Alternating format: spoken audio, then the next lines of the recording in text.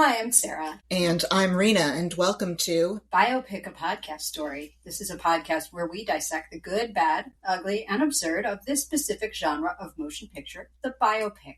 If you want to learn more about us, our scoring system, and how we choose movies, please check out our special introductory episode. Introduction, who are we and what are we doing? Before we get started, I do want to mention that Biopic, a podcast story, will be speaking at Intelligent Speech Online. This year's theme is Companions and Rivals, and we will be talking about Capote and Infamous, the two Truman Capote biopics about him writing In Cold Blood that came out within minutes of each other back in 2005. Intelligent Speech is a veritable three-ring circus of content composed of 4 virtual rooms running simultaneous 40-minute sessions. And these sessions include esteemed keynotes, fascinating and thoughtful creator presentations, or lively roundtable discussions, followed by Q&As with the audience and us.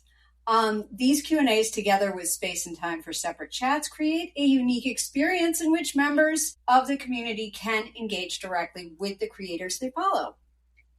This conference is taking place on February 28th, and your ticket not only includes live attendance, but also access to recordings of all the sessions after the event to watch at your leisure.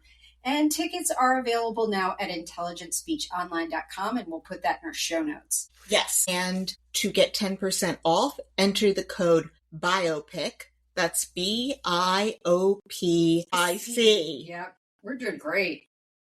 Sarah, what movie are we doing this week? This week we will be talking about the prequel to The Conqueror, Oppenheimer. And if you're listening to this in the future, this is our holiday episode for 2025. Every year, we like to make the Christmas episode a big name movie that everyone is asking for. Last year it was Bohemian Rhapsody, and this year it is Oppenheimer. How is Oppenheimer a prequel to The Conqueror? Because without the atomic bomb testing happening in the New Mexico desert and Howard Hughes' dedication to realism to haul all of that filth back to Hollywood to finish shooting on the film The Conqueror, everyone on the set of that movie wouldn't have gotten cancer and died. About half the cast and crew of The Conqueror eventually got cancer because they were filming 135 miles downwind from a nuclear test site in Utah. J. Robert Oppenheimer, you killed John Wayne. Rena, is there a trigger warning this week?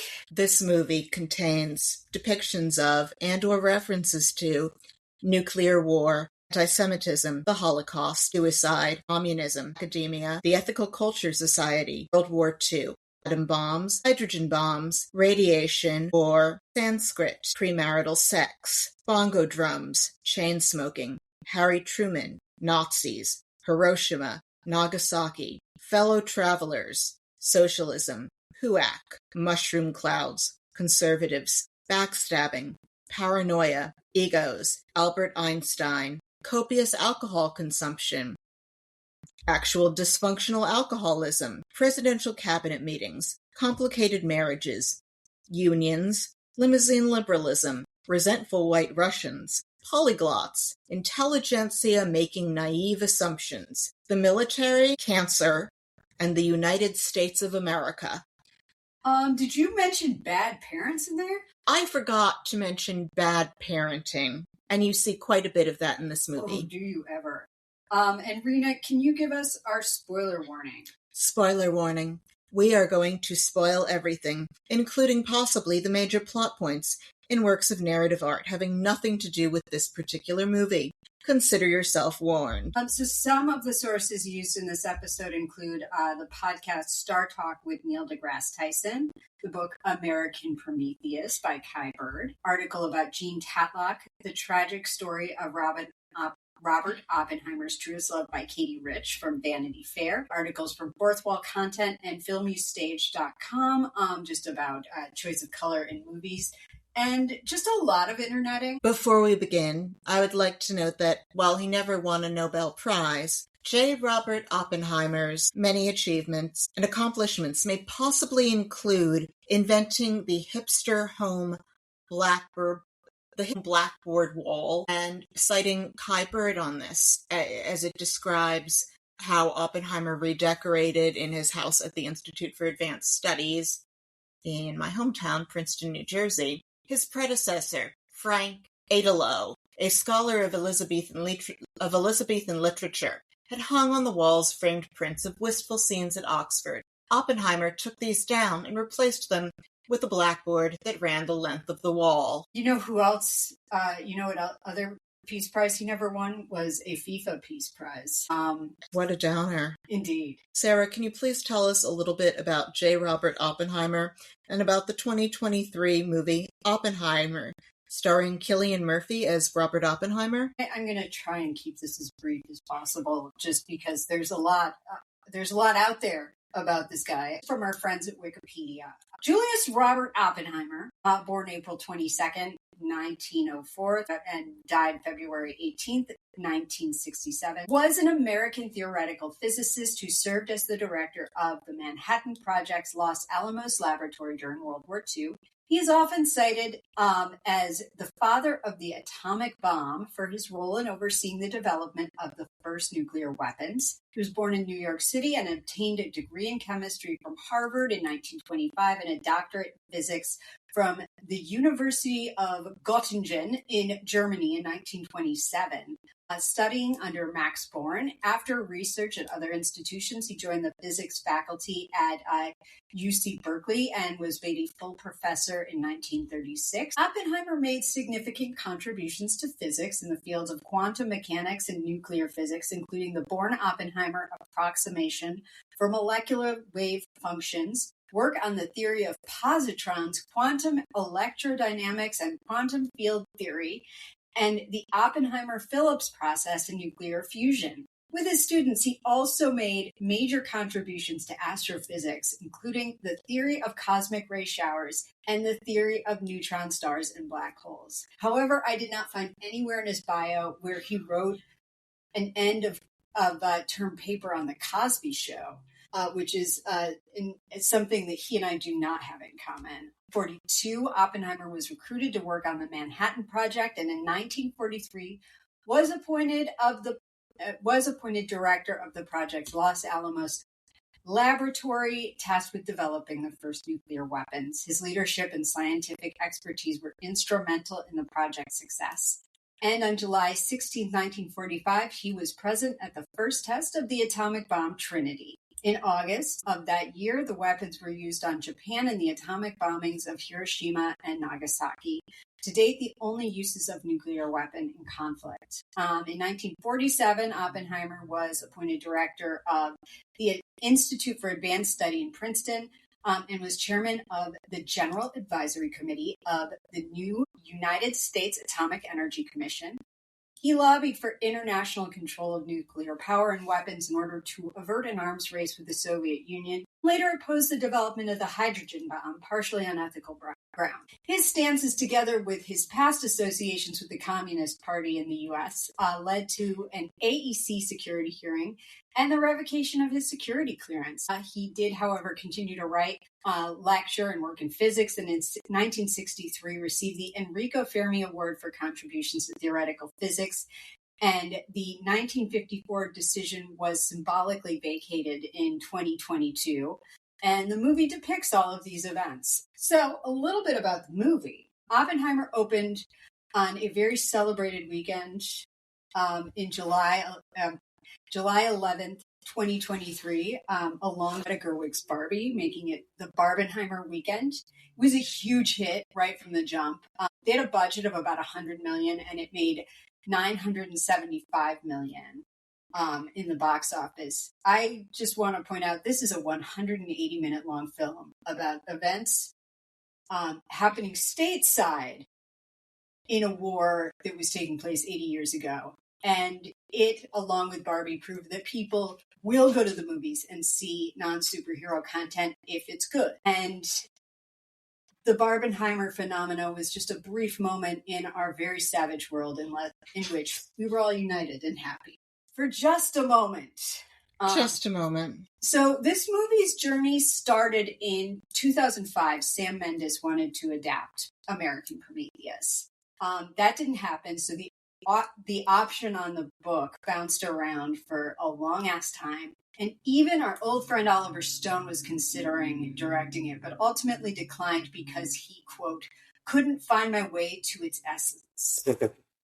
I'm really glad we don't have an Oliver Stone Oppenheimer. Me too. He's a wrong man for the job. In 2015, J. David Werngo, a producer, optioned the book and then commissioned and rejected several scripts. During the pandemic, he flew to Hollywood to meet James Woods, the actor, who set up a meeting with producer Charles Roven, who worked on a bunch of Christopher Nolan movies. And Roven gave a copy of the book to Nolan after that meeting. And both Werngo and Woods are executive producers of the film. And Woods said he was asked not to promote the film because of his outspoken political views and how they posed a risk to the film's commercial success and awards campaign. And that was the right decision. I'm surprised at that, James Woods. I did not expect James Woods to enter the chat, but here we are. Christopher Nolan wanted to make a movie about Oppenheimer for a long time. Coincidentally in all of this, in 2019, toward the end of production of Tenet, Robert Pattinson gave him a book of Oppenheimer's speeches, and Nolan was very intrigued with how Oppenheimer struggled with the implications of his accomplishments in Los Alamos and was really attracted to that aspect of the subject matter. And would you like to hear yet another round of Warner Brothers fucks up in the tradition of Warner Brothers fuck-ups around release strategies? Yes. Okay. So Christopher Nolan had a very long relationship with Warner Brothers, going back to his film Insomnia, which he made in 2002. If you look at Christopher Nolan's filmography, you will note that he has made what I would call a fuck ton of money for Warner Brothers. In December 2020, Warner Brothers announced its plans. Now, you may recall what was happening in the world in December 2020. Everyone was trapped in their homes, isolated, lonely, and miserable. Yep, that about covers it.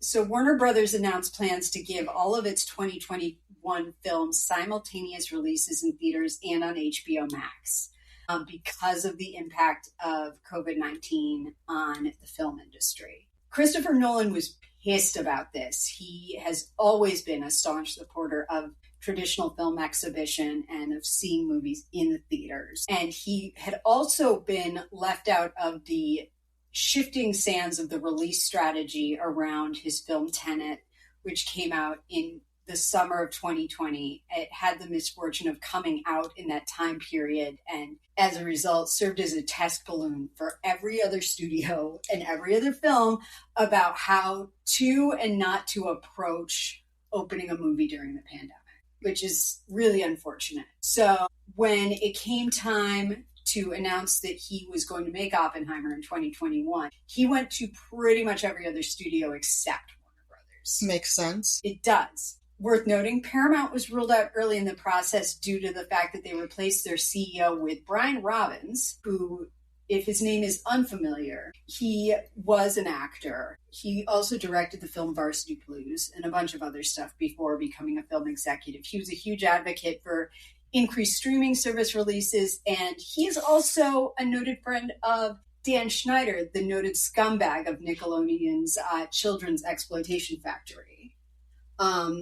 Oh boy. Yeah, and if he didn't know what was going on there, he really, he shouldn't be allowed to live independently or drive a car, because it's pretty obvious what was happening under Dan Schneider's purview at Nickelodeon, which is also part of Paramount.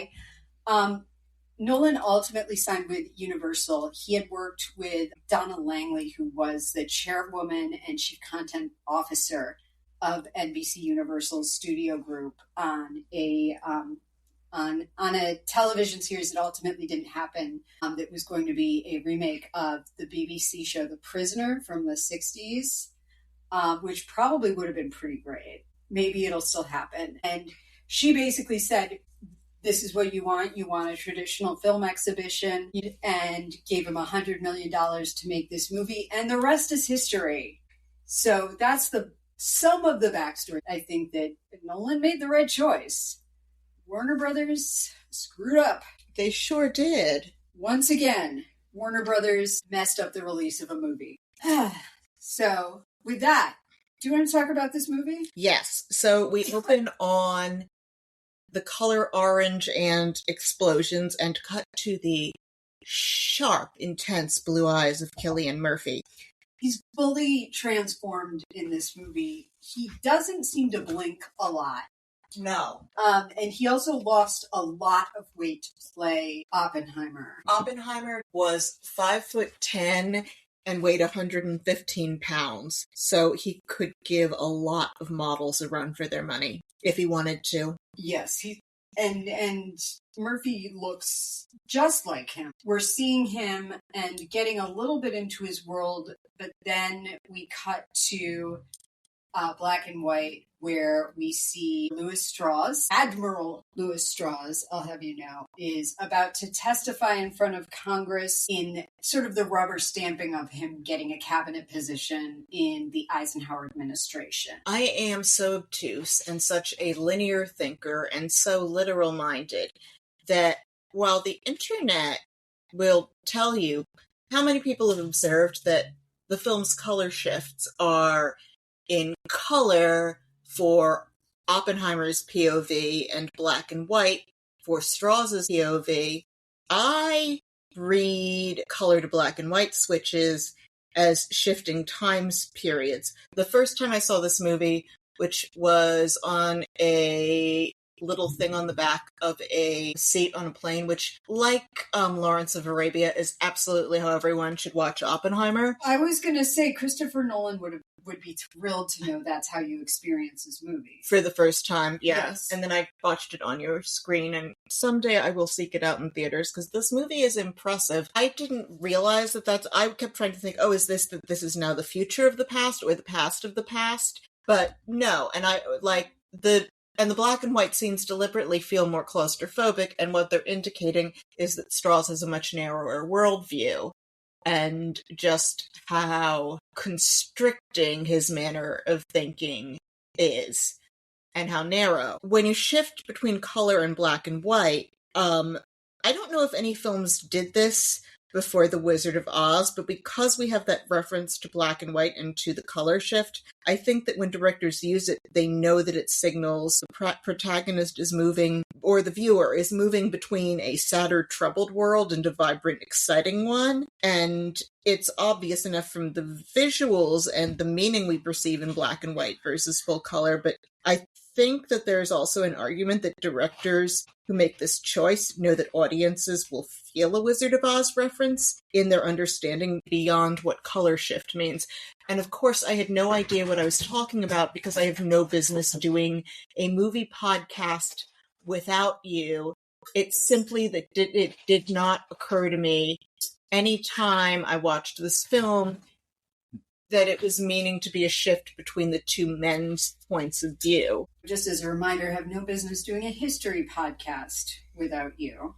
But, I mean, you're pretty much onto it. Contrasting color and black and white have, and using them both in a movie, have mean different things to different filmmakers, and it's even meant different things to Christopher Nolan. And in Memento, you used it to show the things that were narratively moving forward in the right direction. With The Wizard of Oz, I can't say for certain that no other movie did it before that. Certainly The Wizard of Oz is probably the most iconic film to use that shift and to use it narratively, and differentiate between the two worlds, like to show the fantasy of versus reality, and on that deeper level to contrast the drudgery of Dorothy's real life with the endless fantastical possibilities of life in Oz. But the double-edged sword is also like that sepia tone black and white offers her a sense of safety,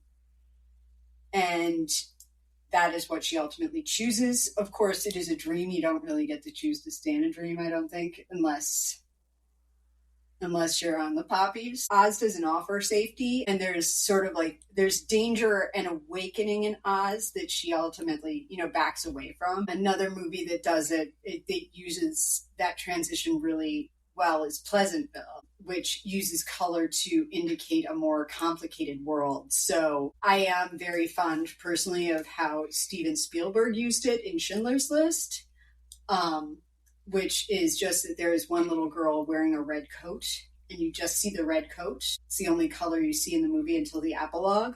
It gives you a very personalized context within the astonishing numbers of the Holocaust and this one tiny girl's journey, and you feel it like in your soul. Black and white also can evoke a nostalgia, because when we were in black and white in America, everything was great. It shows the simplicity of viewpoint. Louis Strauss and his vengeful, good and bad, simple-minded approach to Oppenheimer. As a human, like, he sees himself as a conquering hero and as someone who is doing the right thing and punishing the bad. To your point, too, it's a really easy visual cue to see different time and place and to add that texture. And I want to make sure I don't sound condescending, because like what Christopher Nolan achieves in this film has already been written by far smarter people than me, and I agree with all of them. I just think that it's a really approachable way to show the layers of storytelling without kicking people in the balls. It's also used, apparently from the trailer, for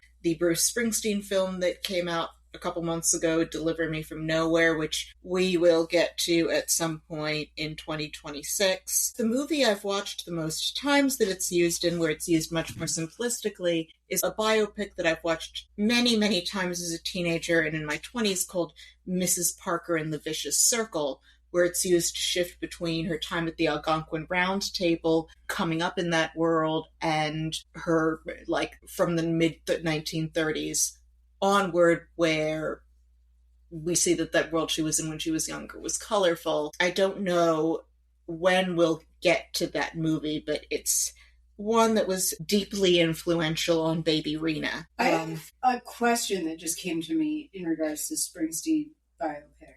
Yeah. Do you think all of the color in his world got sucked through the hole in the floor? His adult world is colorful, but his childhood world is black and white, so it's possible that the color actually came through the floor and invaded his world, and him and Jeremy Strong in the trailer were just giving this hole in the floor a bum rap because it added color to his world. On the other hand, given the time period, it's possible that the world lacked color before there was radioactive waste, which seeped through the hole in the floor of Bruce Springsteen's childhood bedroom, thereby colorizing the world, as we learned from Calvin and Hobbes, but without that context. You know what? I'm on board. And yeah. I hope this is the case. So we're in these hearings with Strauss, and he sucks.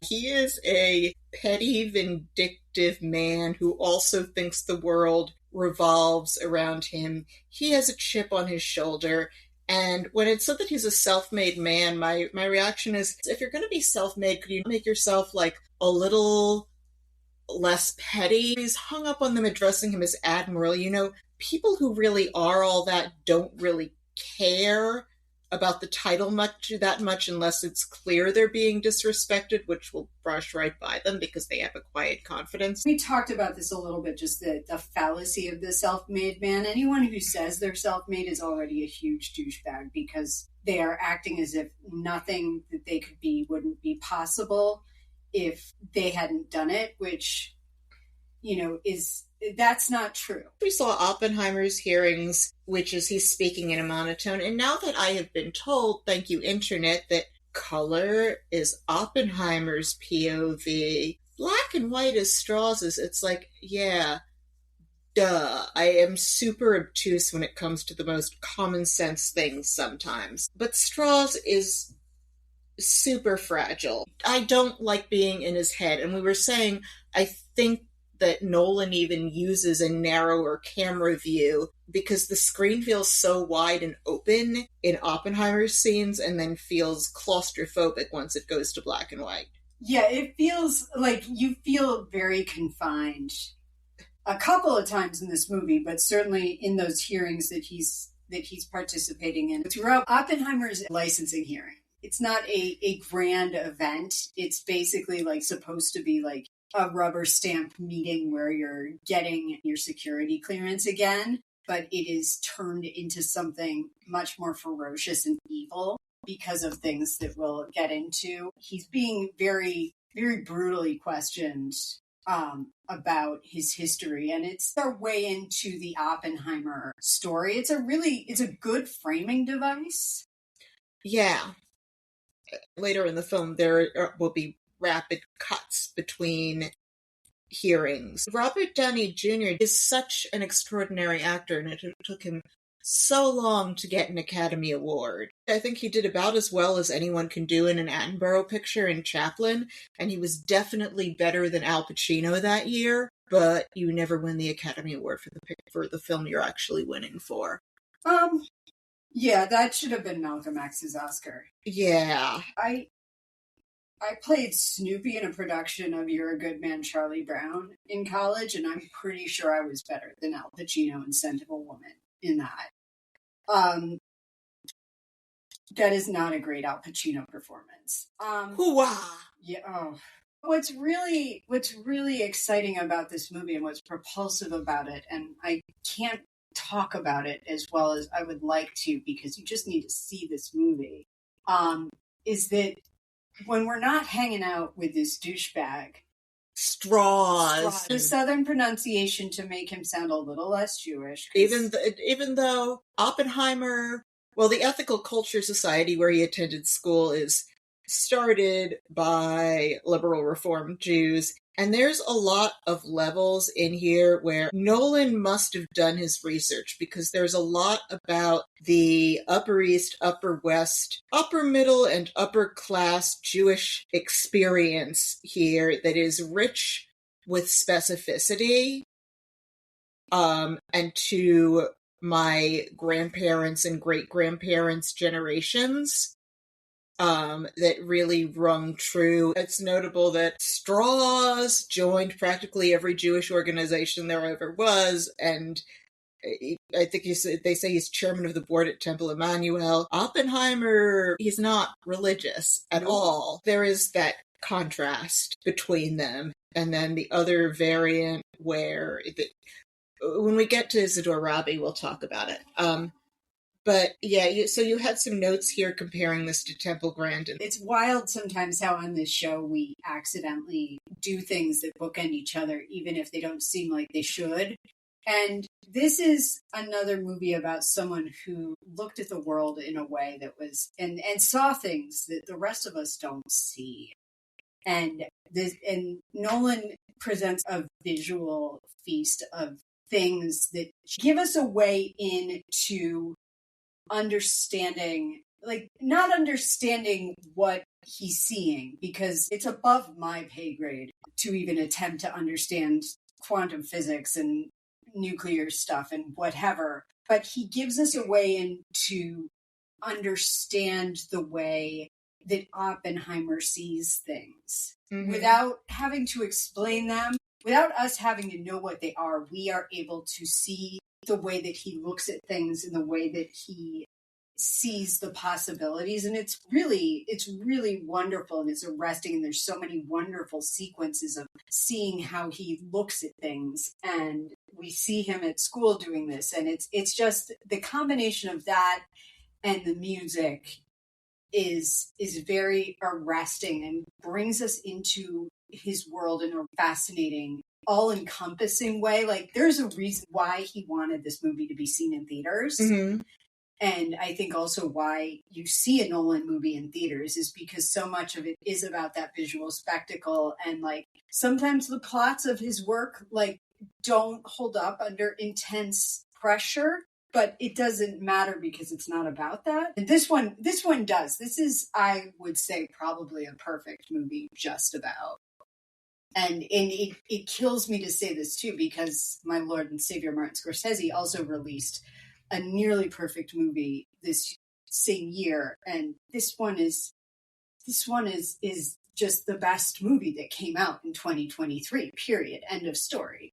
And Killers of the Flower Moon is also a wonderful, nearly perfect movie. I'm so absorbed by every scene. So we cut to his post-grad studies at Cambridge in Britain. He's supposed to be in early post-grad. He does not really look like an early 20-something here. They do the best. Actors kind of have a 15-year realism to either side of their age, and beyond that they're pushing it, but he does move like a younger version of the man, and they don't need to pretend he's a baby for very long. No, I also feel like the smoking, like everybody had wrinkles by the time they were 22 back in the 40s and 30s. And Oppenheimer was a chain smoked his entire adult life. He always had a cigarette going. He quit cigarettes eventually quite late in life,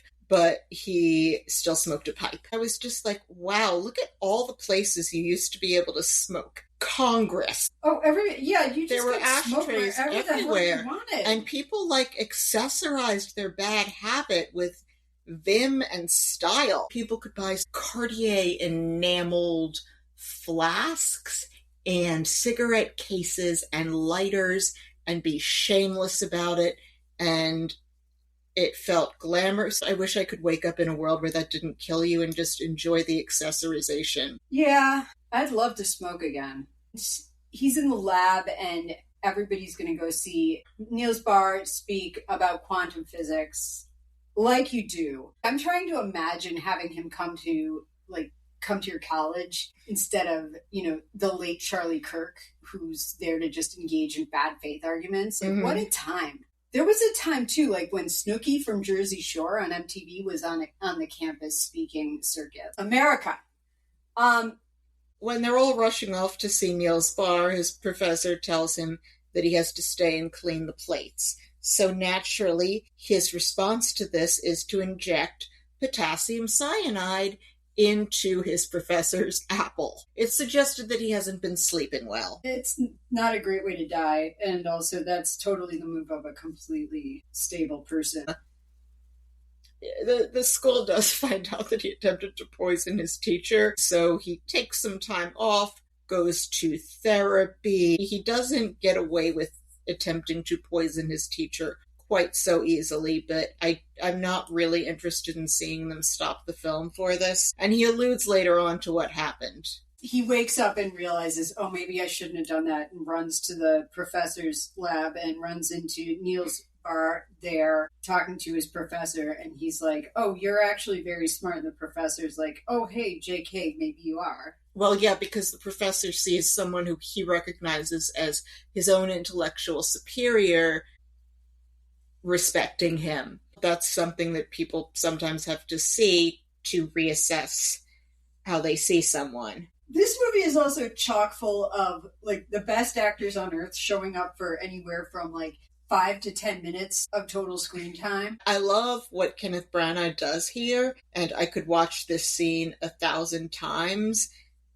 And Branagh asks him, why ask the same question twice? And he says, because I didn't like the answer. And one thing this does really well is, since having them talk directly about the nitty-gritty of physics is going to be very hard to illustrate for audiences of non-physicists. God, there was a line I loved in Martin Amis. Poor physics.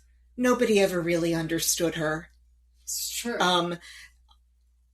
They show people's genius by having them say something very simple that lances through an idea. He catches that apple and says there was a wormhole in it, which science pun.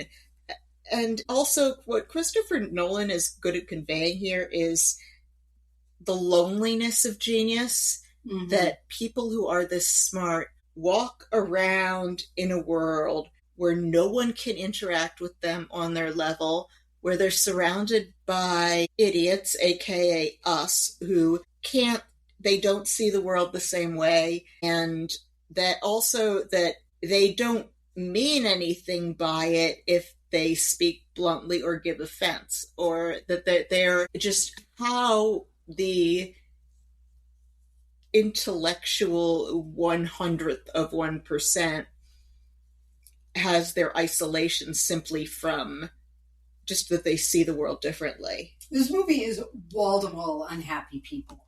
I wasn't alluding to them being unhappy. I was alluding to the loneliness of everyone else not getting you. Yeah, I think like there's a lot of people who are sort of like are weighted with an intention and intelligence and ideas that are too much for everyday life in this film, and you see how that is, that carries a weight to it. There's a wonderful line here where Branagh is talking to him and he's like, you need to learn the ways of theory, and asks him, can you hear the music of algebra?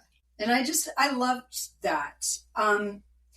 You listen to Neil deGrasse Tyson, and if you read Carl Sagan, and then this too, sometimes people in science have a way of talking about ideas that is more spiritual than like anything you're gonna get from a religion, and makes you sort of like think about the magic of the world in a way that is just awing and overwhelms just some of the ideas of traditional spirituality. The score really captures that so intensely. The composer is Ludwig Göransson.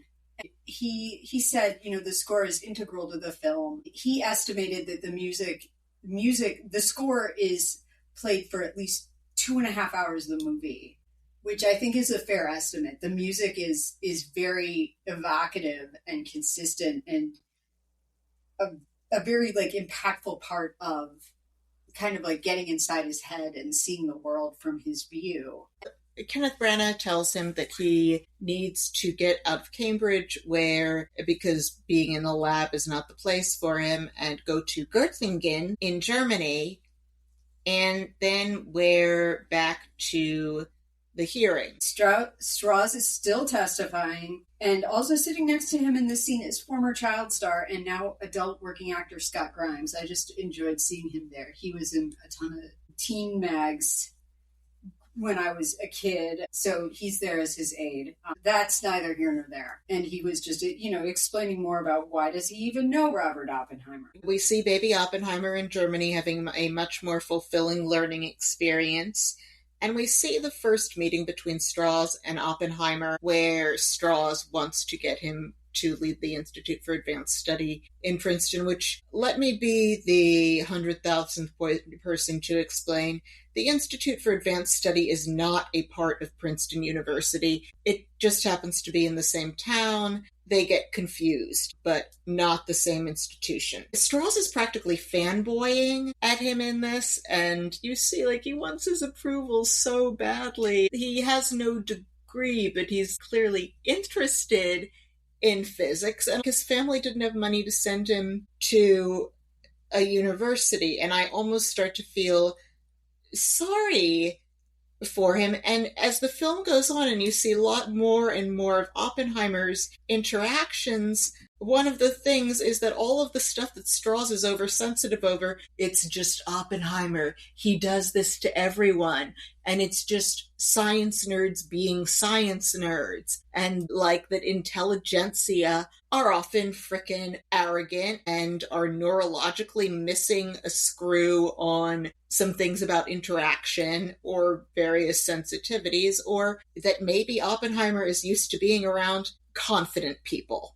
Strauss could have benefited from getting in a time machine and coming to our era and seeing the Big Bang Theory. He would have, if he had studied physics at a college, he would have understood that super nerds are definitely often in their own little world, and that later on, when Einstein brushes right by him, it's not to insult him, he's just Einstein being Einstein. Einstein was super awkward. Yeah. He didn't talk until he was 4. He takes everything personally. He definitely tests the limits of your empathy. Well, remember, you are your character's lawyer. I think it's brave of Robert Downey Jr. to have taken this role, because also, they have to make him pretty unattractive in this.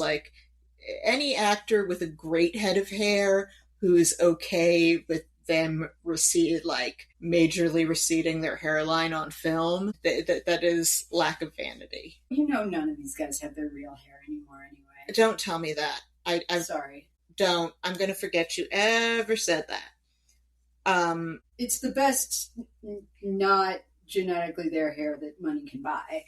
I'm sure it feels real. Sorry. I won't believe you. I'm going to forget that. Okay. Was said.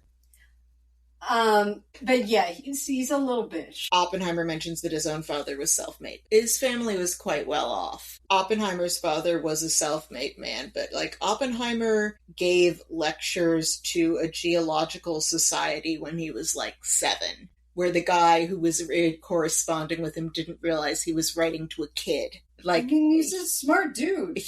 There was one time when teenage Oppenheimer got handsy with a girl who wasn't interested, and his father's way of getting the girl off their case was to give her a Cézanne drawing. Who hasn't been there? Who amongst us? I hope her family held on to that Cézanne drawing. Strauss is also kind of like, doesn't understand why Oppenheimer didn't invite Einstein to be part of the Manhattan Project. He's explaining that their sort of school of thinking about all of this stuff is very different, which is fascinating because it's like, it's physics I don't understand. They chat privately, and Einstein just walks right by Strauss instead of saying hi.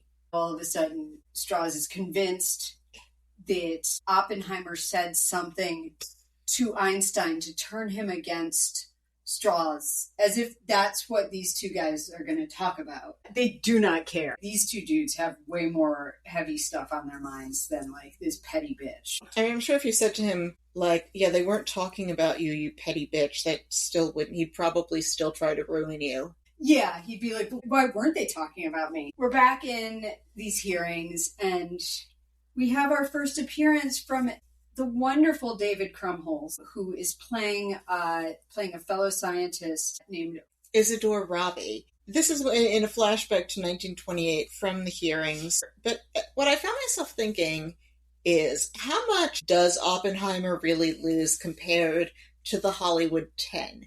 He remains in his position of power at the Institute for Advanced Study. He buys a vacation home in St. John. He doesn't lose his substantial personal wealth or his salary. He just loses a little extra money coming in from some government job. He did not materially lose nearly as much as the Hollywood 10, but he was professionally humiliated. But it was supposed to just be a security clearance hearing. It wasn't the same kind of show that they put people testifying for HUAC through. The stakes were a lot higher for those people in a certain way because of the public way that they were mistreated too. No, he didn't die in poverty, unable to do his work anymore. He doesn't need a whole apparatus of let's make the movie you wrote. Since he doesn't need the machinery anyway, like nobody's taking away his ability to study physics. Although, better movie if John Goodman as one of the King brothers showed up at the hearing instead of Rami Malek. Yes, and starts bashing senators with a baseball bat and saying, I do crappy science. Yep. This is, as I said, a perfect movie. Yes. But could it be more perfect? If it had John Goodman with a baseball bat, I don't know. And someone in a gorilla suit and Stephen Root? Yes. It has, like, every actor you love who is not Stephen Root, though. This movie? Yeah. This is wall-to-wall ridiculous talent. It is missing many of my core constituency, but it is... They could not find a way to sandwich Stuhlbarg or Buscemi into the many, many luminaries. No. There are a lot of very talented actors. All that said, Robbie is lovely. You see throughout the film how much stuff that Strauss takes as a slight is just how Oppenheimer casually acts towards people, and if he's among his peers, nobody cares. Like, you see how someone who's like intellectually confident reacts to him, and Robbie isn't put off. It's touching in on those variations of the Jewish American experience in the first part of the 20th century. But first off, it's 1928, Oppenheimer is in Holland, and he has taught himself Dutch in 6 weeks. And Robbie says to him, like, you're a New York Jew, where do you learn Dutch? Robbie says some word in Yiddish, Schwitzer, which means show off. And Oppenheimer says this thing about they didn't speak it on my side of the park. Someone who is his peer just like kind of rags on him for it. I've talked about the magic of David Krumholtz on this show before. Yes, you have. He has it here too. He is an incredibly talented actor and has been his whole life, because those of us who have had Krumholtz stock since childhood know him from Addams Family Values and from the movie Life with Mikey, starring Michael J. Fox, in which he plays a really monstrous child actor. So I love this performance. He imbues it with so much warmth and humanity. And forgive my using of your word, he's a mensch. At one point he shoves, I think it's a small pastry at Oppenheimer and tells him, eat. And just a note on what young Oppenheimer did for nutrition, and you wonder how he stays alive. So his diet often consisted of little more than chocolate, beer, and artichokes. Lunch was often a black and tan, a piece of toast slathered with peanut butter and topped with chocolate syrup. Add smoking to that, and his breath must have stunk. Everybody's breath would have stunk. Yes. And nobody could smell, because when you're a smoker, you lose your ability to smell. Robbie tells him that he has to meet Heisenberg. It's not Breaking Bad's Heisenberg. Bryan Cranston. No, it is not. It's the real Heisenberg. He tells us in his hearing he ends up at Berkeley after returning to America, and he is going to teach. We meet his friend Dr. Lawrence, who's played by Josh Hartnett, who's lovely in this movie. He also briefly meets Heisenberg, who tells him, we need to publish together, and Heisenberg subsequently winds up working for the Nazis. The average age at Los Alamos was 25, and all of these men around the rad lab look so young to be called doctor to me. They're all children. And he gets his first student, a young man named Lomanitz, and just the one student shows up. But at first. We quickly see that his class is just growing in size. People are really interested in what he has to say and how smart he is. Also, because it's Berkeley, there are messy left-wing politics taking place. It's the 30s. He's heavily involved in left-wing activities. I look on their political choices in this time as being like the chain smoking. They just didn't know any better. We also need to acknowledge, too, that the country was in a massive depression because of feckless economic activities and unmonitored capitalism, including tariffs. We turn back to how can we better protect people. You know that I despise communists and rarely cut them any slack, but if you wanted to stop Jim Crow, the communists were the only game in town for actively doing anything. The two major parties weren't. And there's a point where he's in a conversation with Lawrence where he asks them, but integration, and lists a bunch of social causes. And Lawrence says, I want to vote for integration, not spend less time on science in order to protest for it. Lawrence is a good stand-in for a white dude who is unaffected by any of these things happening and thus doesn't have to have any skin in the game.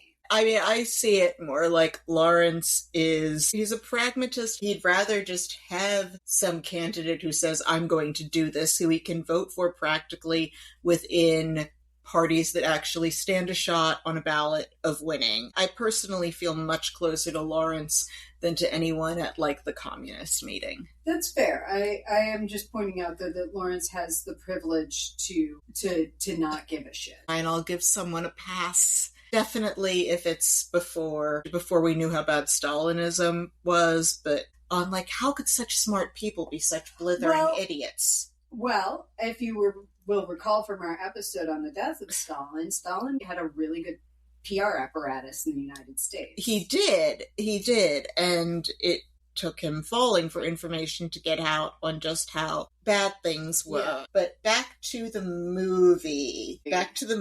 Clearly, like, it's a social thing. We're cutting back to the hearings, and Strauss is talking about how Hoover opened a file on Oppenheimer. And, like, Hoover, as we know, had a fucking file on everyone.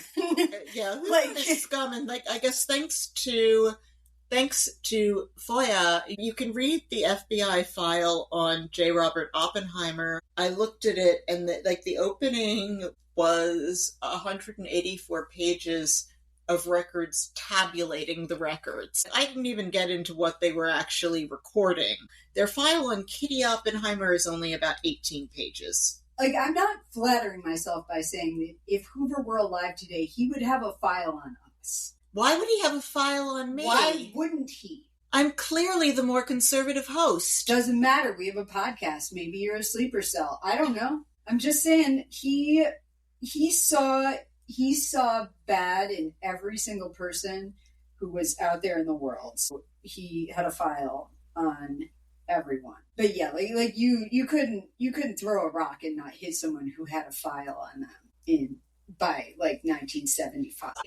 And we see his first interaction with one Gene Tatlock. You wrote about this as the Communist Sympathy Party. They also address several times that Oppenheimer never joined the Communist Party. He seems to have a thing about a certain type of women who they are troubled, manic pixie dream girls. They need him. And they can see straight through his bullshit, in a way. He loves a brittle gal. Oh, yeah. He loves a gal who is not very nice, would be how I would describe his taste in women. And we also meet Håkon Chevalier at this party. So he's shown meeting his erstwhile best friend and the woman some describe as the love of his life at the same party, which feels a little too on the nose. It seems expedient, but yes. It's fine as long as, like, I don't like going to other people's parties, as we've discussed on this show. This isn't the worst party we've been to. Would that be the party at Wonderland? The party at Wonderland is pretty bad. I think Florence Foster Jenkins and the potato salad is really, like, that's the worst party. And yes, it's worse than the pool party. There was no potato salad at that pool party. There is no potato salad in this movie because everybody... Is potato salad too capitalist? No, they're too busy smoking. Yes. Why eat something with so much fat and starch in it when you can get all your calories from booze and the occasional piece of toast slathered with peanut butter and topped with chocolate syrup. Anyway, she's prickly, but she is also very foxy because she is played by Florence Pugh. Here is this quote from the Vanity Fair article. As depicted in the film, Jean could be a bit of a skeptic. She called organized religion claptrap, but she was a devoted communist, telling a friend at one point, I just wouldn't want to go on living if I didn't believe that in Russia everything is better. Again, I'm going to just point back to Stalin's PR machine and the movie The Death of Stalin. We go to a sex scene between them. Yep, they hook up. And right in the middle of it, she hops off of him to go look at his bookshelves. Yep, and she picks up... the Bhagavad Gita. Yeah, and it's written in Sanskrit, which Oppenheimer is teaching himself in his copious free time. The point is that he doesn't require copious free time in order to pick up another... Well, there's that, too. Yeah, I'm being sarcastic when I talk of his copious free time. He seems to spend an awful lot of time dedicated to learning new shit. Yes. So he's a human doing, as we would say in the New Age space, Mr. Oppenheimer, and this is the only thing he and I have in common besides a love of cigarettes. He's just very sort of like curious about the way people think and what and ideas and things, and I think that's probably why he's exploring this and not particularly concerned with other people being into this stuff. They go out riding at his ranch in Los Alamos, and he announces to Lawrence and his brother that if he could find a way to combine physics and New Mexico, his life would be perfect. He eventually, guess what, honey? To quote future episode subject, more tears have been spilled over answered prayers. Yeah, he gets what he wanted, and life is not at all perfect. He is back in, I guess it's Oakland. Jean does not want to hold his hand on the street. I love the coat she's wearing here. Oh, yes. She looks gorgeous. So he sees Alvarez running in the streets, and it's announced the Germans have split the atom. Pretty exciting stuff. And then Alvarez is able to replicate it on a machine in a way with a particle collider thing that none of it makes any sense to me. I don't understand what's going on. But they are also able to split the atom. And then we have some drama between him and Jean because she doesn't want him bringing her flowers. And oh boy, does she ever send mixed signals. And I just want to note, I would die to have a man like this bring me flowers. He is quite the ladies' man. I love where Jean tells him, oh, you just needed to get laid. And he's like, yeah, it took the therapist 2 years to figure that out, and he said it much less succinctly. Yeah, and then there's some talk about unionization, and Lawrence tells him to stop bringing his politics to work. And then they publish a paper on black holes, which is revolutionary, but unfortunately, Hitler has stolen their thunder by invading Poland. They broke that news on the wrong day. September 1st, 1939. This day is going to be remembered for something else. They're like Farrah Fawcett dying on the same day as Michael Jackson. Or remember China dying on the same day as Prince. Oh, I didn't remember that. Oh my gosh. We meet Kitty. All things considered, he's still better off having married Kitty than marrying Jean. Yeah, Kitty is, in her own way, much more supportive of his genius, but she is also salty. She's also like a wildly unpleasant woman in her own ways. She's messy. She's been married 3 times, and that third marriage is still active.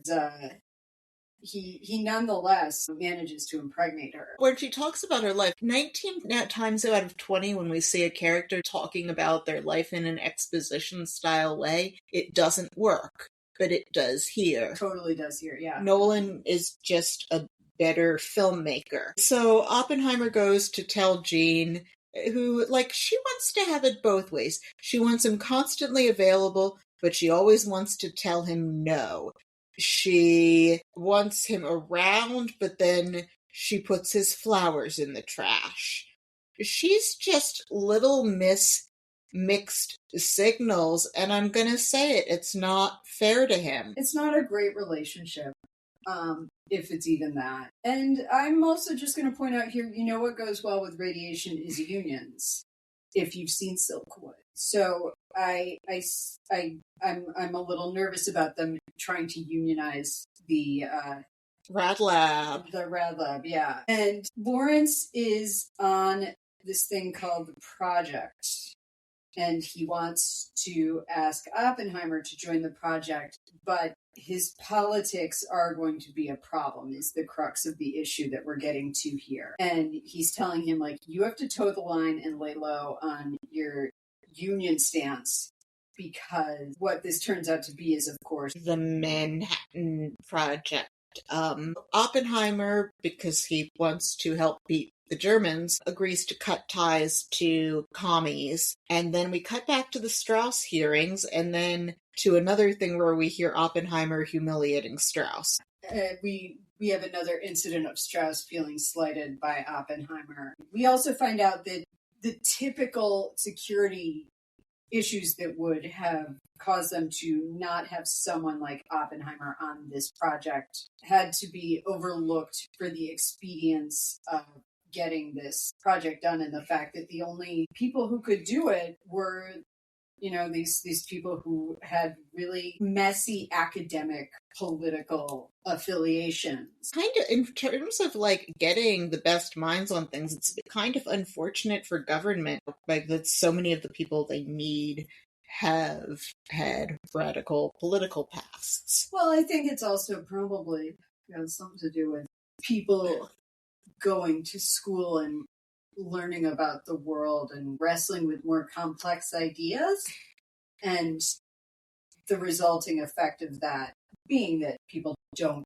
necessarily have as straight a path. We also find out that Oppenheimer's file got given to someone who is a whistleblower, as Strauss is telling the more loud Senate aide who is helping him, who is Alden Ehrenreich, and doesn't have a name, so I'm just going to keep calling it Alden Ehrenreich. I think he's referred to in those subtitles we saw as congressional aide. Also, Kitty has had the baby, and boy, is she unhappy about being a mother. So the Oppenheimers are, we objectively, non-judgmentally, with all the gentleness of our hearts, decided that they are terrible parents. Probably should not have had children. He comes home to tell Kitty he's on the project, and she is drunk and letting their infant son scream. So naturally, Robert's solution is to drop the baby off with the Chevaliers for an unknown length of time, because Kitty can't parent. Some notes on Robert and Kitty Oppenheimer's F-grade parenting. This is from Kai Bird, American Prometheus, page 548, in reference to their daughter who was born at Los Alamos. In April of 1945, Kitty left for Pittsburgh, taking Peter with her. That's their son, the baby they previously dropped off with the Chevaliers. So this is to show that they picked him up eventually. But she decided to leave her 4-month-old baby girl in the care of her friend Pat Scher, who had recently had a miscarriage. The Los Alamos pediatrician, Dr. Henry Barnett, suggested that it would be good for Scher to care for a child. Thus Tyke, or Tony as they later called her, was moved into Scher's home. That's wild. Kitty and young Peter were gone for 3.5 months, until July of 1945. Robert, of course, was working long hours, so he came by only twice a week to visit his baby daughter. So at one point, he says to Pat Scher, "You seem to love Tyke very much." Scher responded matter-of-factly, "Well, I love children, and when you take care of a baby, whether it's yours or someone else's, it becomes part of your life." Scher was stunned when Oppenheimer then asked, "Would you like to adopt her?" "Of course not," she replied. "She has 2 perfectly good parents." No, she doesn't. When she asked why he would say such a thing, Robert replied, "Because I can't love her." Scher reassured him, saying that such feelings were not unusual for a parent who has been separated from a child, and that over time he would become attached to the baby. "No, I'm not an attached kind of person," Oppenheimer said. When Scher asked if he had discussed this with Kitty, Robert said, No, I was filling you out first because I thought it was important for this child to have a loving home, and you have given her this." I can't help but want to double click on the doctor saying a woman who just had a miscarriage might benefit from caring for someone else's child. I feel like this doctor might have been friends with the Temple Grandin doctor who asked to speak to Julia Ormond's husband. Here's the thing. I don't actually know whether or not that would be good, but it seems like it wouldn't be. This woman who was looking after the Oppenheimer's daughter, she said of it, "It seems to me that he was a man of great conscience, and for him to be able to say to me, now here was a person who was conscious of his feelings, and at the same time feeling guilt about the feeling, and wanting somehow or other to give his child the fair deal he felt he couldn't give her." What kind of is amazing to me is that people kept giving these children back to the Oppenheimers. They couldn't have made it more clear that they weren't interested in parenting and weren't, for any number of reasons, emotionally equipped to do it. You're right. They might have been better off being raised by actual communists. Or by people who like know how to nurture. It's kind of amazing that people let them have the children back. Like this poor woman who's probably like crazy with hormones because she miscarried a baby 4 months earlier. Probably like desperately lonely because her husband is working on the Manhattan Project. And she's living in like the middle of nowhere, and they give her a baby. A baby who's like almost exactly the age that her lost baby would have been. Like, what are we doing? But also, how does that woman not go crazy? I would have a hard time giving the baby back if that. Would you be able to give a baby back under those circumstances? I certainly wouldn't want to give a baby back to J. Robert Oppenheimer. But like the idea that of people of means just saying, "Oh, would you like to adopt her?" when like people in the worst sort of financial struggles will go through all sorts of hell to hold on to their kids, and the Oppenheimers have the means to basically outsource it, and they still can't be bothered. I wouldn't necessarily want to take their child and raise it as my own because that is an awful lot of responsibility.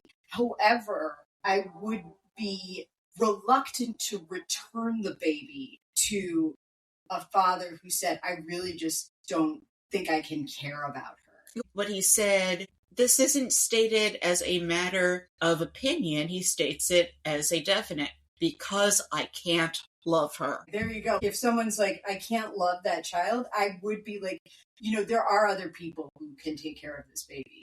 Maybe it's not me, but I think that you seem to feel an obligation towards this baby because of guilt, and maybe you shouldn't be a parent. Oh, they should not be parents. I mean, let's see, a father who says because I can't love her, and a mother who constantly has minor auto accidents. So enter Matt Damon as General Leslie Groves. Also known as Paul Newman in Fat Man and Little Boy. Which I'll be excited to get to. Groves comes across to me as a very good judge of character. Yeah, he's also very much a dude. He's talking to Oppenheimer about how he has to come up with a plan.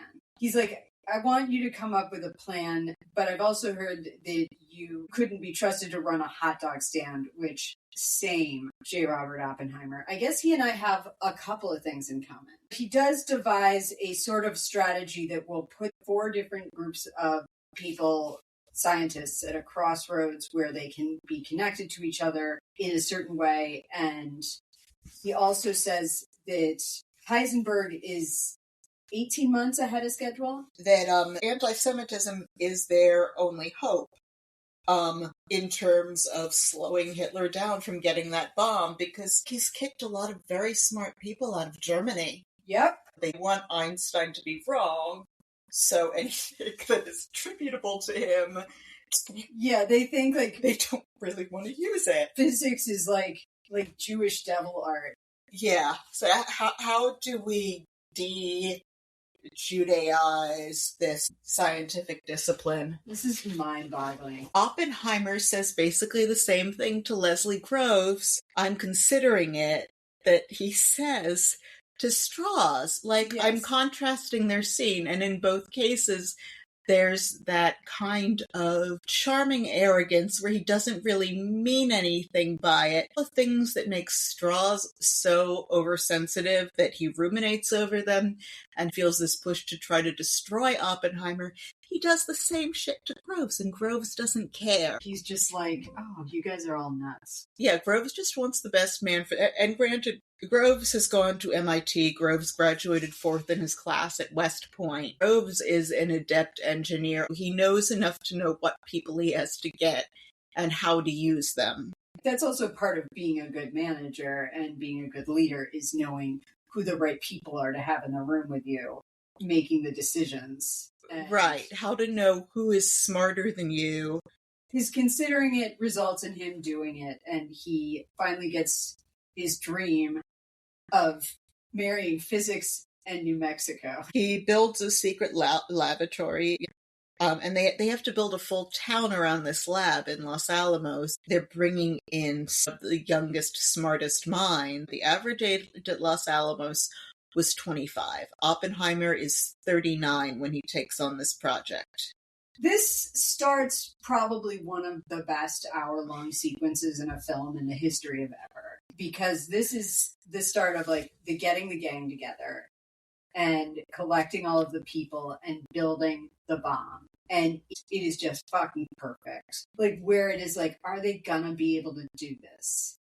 Yeah. And it is very exciting, and it's a really like it's a really wonderful trick that Nolan plays in this film by changing the tone of each chapter. And this chapter of it, you forget the impact of what they're doing. You forget the implications of what it will mean in 80 years when we have a bunch of jackasses holding the nuclear football. It is just about winning. It is about getting there first. It is about beating the Germans. And it's really exciting. Yeah, and the best part of any movie is the getting the gang together sequence. That this happens in so many films, and it builds anticipation. It shows a little passage of time. You see that, of course, Robbie looks different than he did in 1928. Also, I love it that this is a time when political purists have to shut up and fall in line in the name of a greater good. And maybe that's part of why this part of the movie makes me so happy. It also bears pointing out that the messiness of some of the politics that we see people coping with in this sequence aside, Americans gave up, like, not even nearly as much as Europe, I want to be clear. Americans did an extraordinary amount of sacrifice and unification during this time period. It's a really powerful thing to look at and think about. The one stat that always kind of fascinates me about World War II is that they made 20 total cars in this country for civilian use during the war. Wow. Like, no one got a new car. Where do you know that from? For 5 years. It is in Ken Burns' The War. The miracle of it, and we cannot get to save our asses, get this kind of unity today. It's so beautiful to me that people could all come together around, hey, at least we're better than the other guys for once, and that was enough to propel us to saving the world. People made a lot of sacrifices in terms of like growing their own vegetables and rationing and doing everything with an alignment and a goal of supporting our country. When you think about the year in which this film was made, a couple of years before that, people lost their goddamn minds because they couldn't go to Applebee's for 3 weeks. This film copes with the ramifications of creating a nuclear weapon in the third part of it. But I think that there is something very galvanizing and powerful about seeing all of these people from all of these different backgrounds coming together and being the smartest minds in the room and being like, we're going to make something. Sorry for like my little greatest generation speech. No, I love a greatest generation speech. Just as a note, we have decided to leave any discussions about the morality of the bomb out of this because we had a very heated, unpleasant back and forth right before, and we agreed to cut any of that out of here because it will go unresolved, and we have our first Benny Safdie sighting. Also, we have the first Einstein scene. Albert Einstein is huggable in a yogurt from Spaceballs kind of way in this movie. Yeah, he's delightful, and he's played by a British actor named Jim Conti in this. This is an elder statesman of science. He's in the same quandary as the rest of them about all of this. And Oppenheimer has gone to Einstein because Teller, there's a scant possibility that once they drop the bomb, it could set off a molecular chain reaction that could set the entire world on fire. He doesn't inform Groves of this until they're right about to drop the bomb. Nor should he. It's like, basically, like, it's just a scant possibility. It's near zero. There is also a brief James Urbaniak appearance as Girdle. Oh, this is so delightful to see James Urbaniak.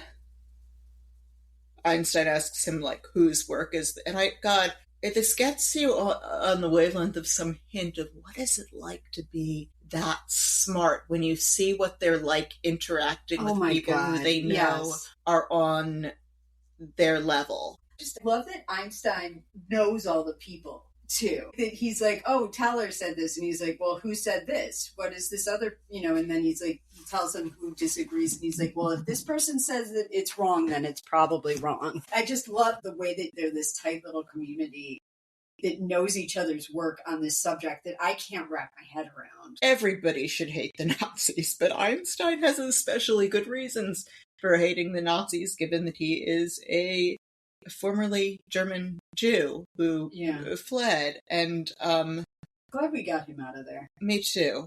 Einstein says to share the findings, despite everything, says to share the findings with the Nazis if it turns out that the atmosphere will ignite. Yeah. Which is just a saintly thing for him to do. But also, it is the responsible thing to do, too. Like, if they're all going to end the world, then, like, don't make it. I don't know if they would have believed them. Yeah. I don't know how this works. I don't understand the rules of engagement with that. Does the U.S. ambassador to Poland or something? There is no Poland. Germany's running Poland. Okay. But does the U.S. ambassador in some country over there go to the German ambassador and be like, okay, this is very bad? Presumably we would have gone through the Swiss. Presumably we would have picked a neutral third party. I have no idea. I'm not a scientist either. Anyway, move on to the Chevalier incident. We see that, they go to the Chevaliers to visit their child, I guess. I'm not sure, and I'm probably... The Oppenheimers aren't even sure of when or if they picked up the child, because it seems to have grown a great deal since they left it there, but it could be that they picked it up and they're bringing it back. Their son, I can't remember whether his name is Peter or Paul, and probably neither could they. Yeah, I'm sure they couldn't remember their kid's name. But this is the Chevalier incident, where Chevalier is acting for someone else in the Communist Party to try to get Oppenheimer to pass secrets to the Soviets, and Chevalier is being a shitty friend here. He really is.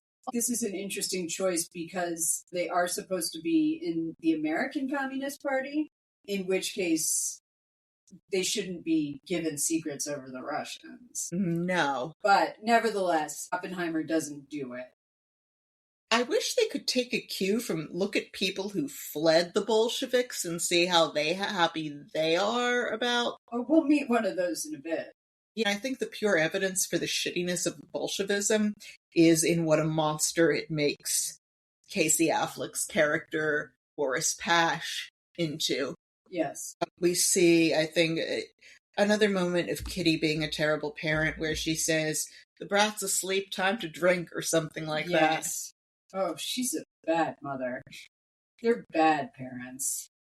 I mean, I don't think neither of them appears to be physically abusive. They're just drunk and distant. They're not capable of the job. It was a different time where kids kind of raised themselves, I guess, a little bit too. Anyway, we're back in the hearing, and we hear Robert Downey Jr. testifying about how scientists don't respect people who aren't scientists. No, I think it's that ordinary people don't respect what scientists do because they can't understand it. I'm just refuting him. What business does someone who doesn't even have a degree in science have being on an atomic energy commission anyway? He's a science fanboy. He's a sitting around the basement reading about science. We need fewer enthusiasts on topics who aren't actually trained in them, doing the work of the people who understand it.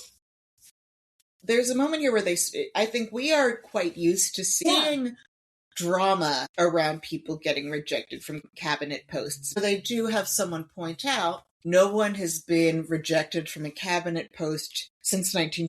We talked about Chevalier being a shitty friend, and I have never done anything so bad, like put out feelers for a friend to commit treason. Yeah, this is next level bad friending. I was just thinking, it is a miracle that Kitty never killed a kid with her car. I'm sure that with her minor auto accidents, I'm going to assume that when your husband is the head of the Institute for Advanced Study, the Princeton police offer to tow your car home and don't do anything about whatever you drove it into. They would probably not grant her diplomatic immunity if she killed someone. But certainly, like, driving the car into a tree or a sign or something like that, like property, I'm sure they let that slide. Robert Downey Jr. is still testifying and talking about how scientists don't respect people who aren't scientists. And I think that's just because he hasn't been around scientists long enough to just know, oh, this is how nerds act. And they pointed out that as of 1959, the last time that a cabinet appointment didn't get approved was 1925. Even in our very contentious times where everybody has bad manners, they usually squeak through. It occurred to me here that Robert Downey Jr., he's giving a performance of a man giving a performance. When you see him, like, lying to Oppenheimer about trying to help him right after he's just been in with Borden and Nichols. And before we get further, Strauss has the title Admiral and likes being addressed by it, and he did serve in the Naval Reserve. The title of Admiral was given to him in November of 1945 by Truman. So after the war, and officers of the sort who actually served in combat and wore uniforms while serving in combat seem to have frequently regarded the expectation that they address Strauss as Admiral as some Gilbert and Sullivan ridiculousness, like, when I was a lad, I served a term as an office lad at an attorney's firm. Like, stick close to your desks and never go to sea, and you may someday be the Admiral of the Queen's Navy. So it's like some kind of like combination of like a Make-A-Wish and cosplay as the Admiral. He is a cosplay well, okay. Is he a colonel? We shouldn't make fun of the reserve. But you're right. He did rise quite high in the reserve, but it's considered fairly unusual to give the title Admiral to someone in the reserve. What I am making fun of here is the vanity plate of the title rather than serving in the reserves. Like, that's something I can't do. So I have no ground to stand on when it comes to making fun of it, but I am making fun of the fact that he got the title and demanded everyone call him that, because, like, that sounds like something a small man would do. Yeah.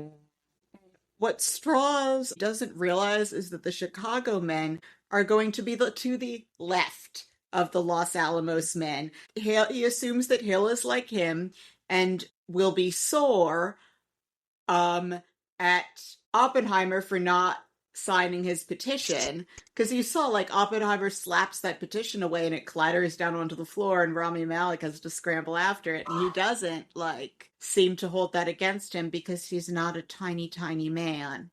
Yeah. Rami Malek's here. He treats them like a monolith. Is it just me, or does Strauss never crack a joke? I don't believe he does. Not once.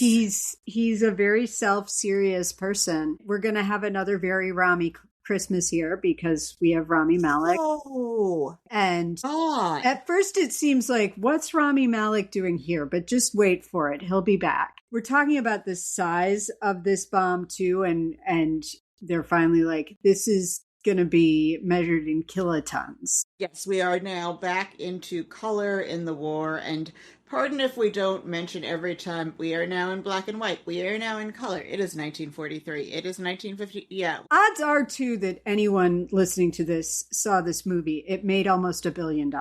Yeah. So anyway, Teller suggests the H-bomb. He looks like he's wearing guy liner. But the Safdie boys just look like that. They have, like, richly pigmented eyelashes. Teller is quite difficult to work with. He is hung up on his super bomb from page 585 of American Prometheus. The mercurial Hungarian physicist was supposed to be working on a complicated set of calculations necessary for the implosion bomb. but Teller wasn't performing. Teller had no interest in a fission bomb. After Oppenheimer decided in June of 1943 that wartime exigencies dictated a low priority for the super, Teller became increasingly uncooperative. He seemed oblivious to any responsibility to contribute to the war effort. Always loquacious, he talked incessantly about a hydrogen bomb. Neither could he contain his resentment at having to work under Hans Bethe. I was not happy about having him as my boss, Teller recalled. To be sure, his resentment was fueled by Bethe's criticisms. Every morning, Teller would have a bright new idea about how to make an H-bomb work, and overnight, Bethe would prove it cockeyed. After one particular encounter with Teller, Oppie quipped to Charles Critchfield, "God protect us from the enemy without and the Hungarians within." But he also says everyone thought of Teller as a prima donna. He sounds like a character at best and a real pill to work with at worst. One thing about Edward Teller, it seems to make him so sad that he couldn't work on his H-bomb sooner that later, from our friends at Wikipedia, he devised a thermonuclear alarm clock bomb with a yield of 1,000 megatons, 1 gigaton, I think that's what the GT stands for, of TNT, and proposed delivering it by boat or submarine to incinerate a continent. So this was just a theoretical thing he came up. He proposed it. I appreciate ingenuity, but honestly, that sounds like a profoundly dangerous thing to build. See, that's why we're trying to steal Greenland now, so that we'll have something to test it on. Hey, stop this world, I want to get off. Back to the 1950s, the Soviets have exploded a bomb, and Oppie and Strauss are having bad workplace relations.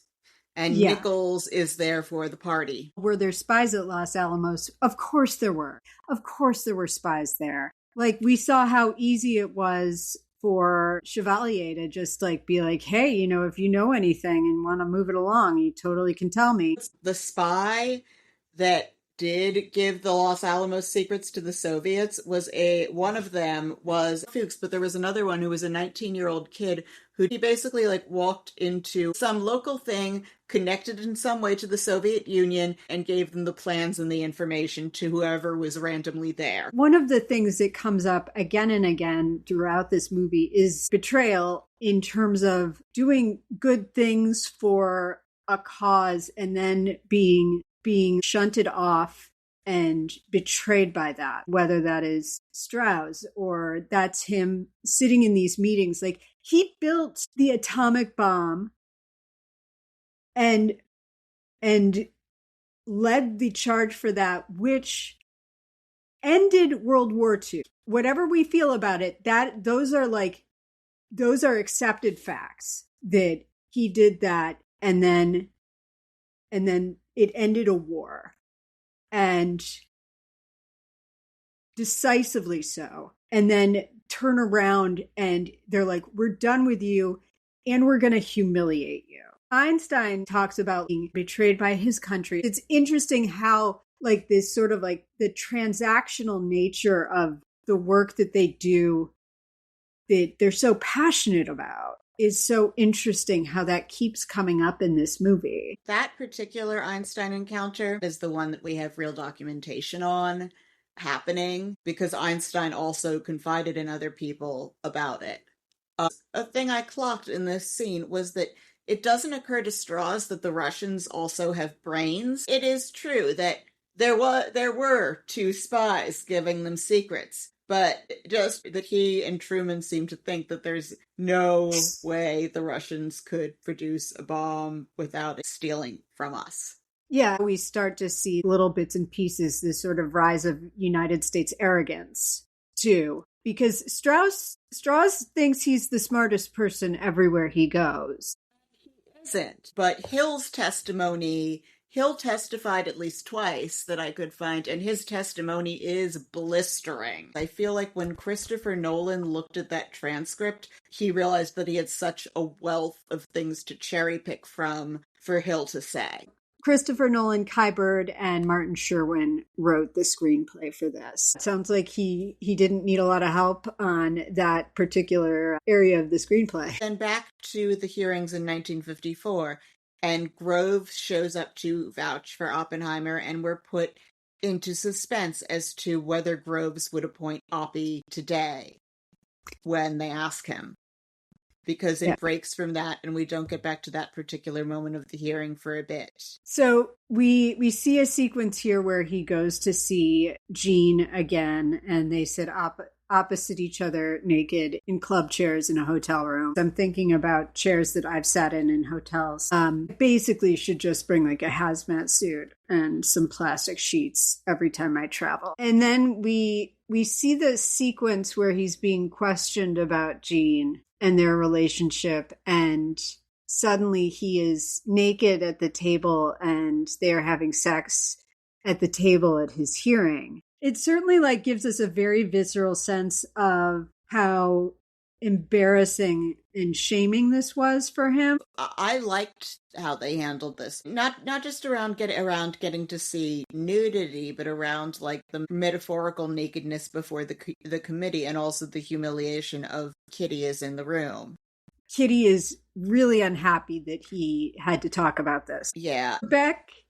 We're back at Los Alamos again, and Dane DeHaan is here, and he is always available to answer the call of being a total douche in a movie. He's really good at it. Nichols is just such a little bitch. He's there basically to like keep a tight rein on activities happening on site, and kind of to be an asshole. Then they find out that Lamonitz has been drafted. Oppenheimer had said, I need him. They want to get rid of him, regardless of how smart he is. But he finds out that his Q clearance has finally been approved. He's trying to get Lamonitz undrafted. He goes to talk to Nichols. He drops a dime on Eltonton, and then he goes back the next day, and Nichols is there with a nice young man named Boris Pash, and this Pash meeting is agonizing. Yeah,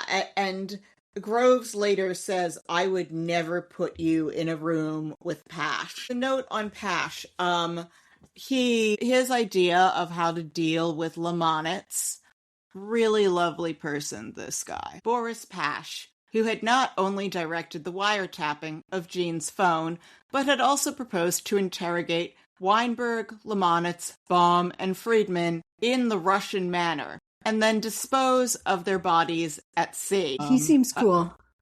Pash was convinced that he had stumbled upon a sophisticated ring of wily Soviet agents, and he felt that any means necessary should be used to break the suspects. In July of 1943, the FBI field office in San Francisco reported that Pash wanted to kidnap Lamonitz, Weinberg, Baum, and Friedman, take them out to sea in a boat, and interrogate them after the Russian manner. The FBI noted that any information gathered in such a fashion could not be used in court, but apparently Pash did not intend to have anyone available for prosecution after questioning. This was too much for the FBI. You've out-crazied J. Edgar Hoover. He is out-crazy J. Edgar Hoover.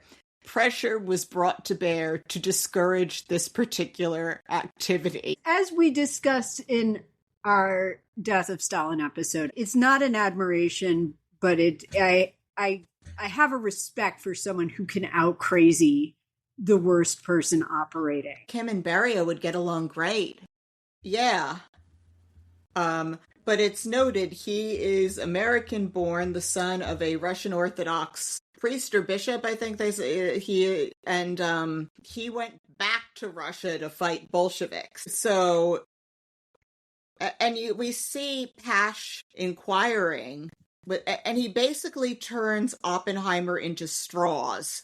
This is Casey Affleck. He's creepy and really effective. So it's Christmas now. There's someone who is credited as Richard Feynman, who is playing on the bongos, which is a thing that Richard Feynman actually did. Everyone is playing a real person who worked there, and they have their characteristics, even if they barely have a line. The attention to detail is amazing here. We haven't talked about the cast here that's just making up these little roles, but there's so many like really strong performers in here, like Olivia Thirlby and Jack Quaid and Josh Peck and Nat Wolff, like all these actors who we see in bigger roles who are all playing these scientists and are in and out of the movie with like 5-10 lines maybe. It's just a really impressive cast. And we get the best Christmas present ever, which is Kenneth Branagh.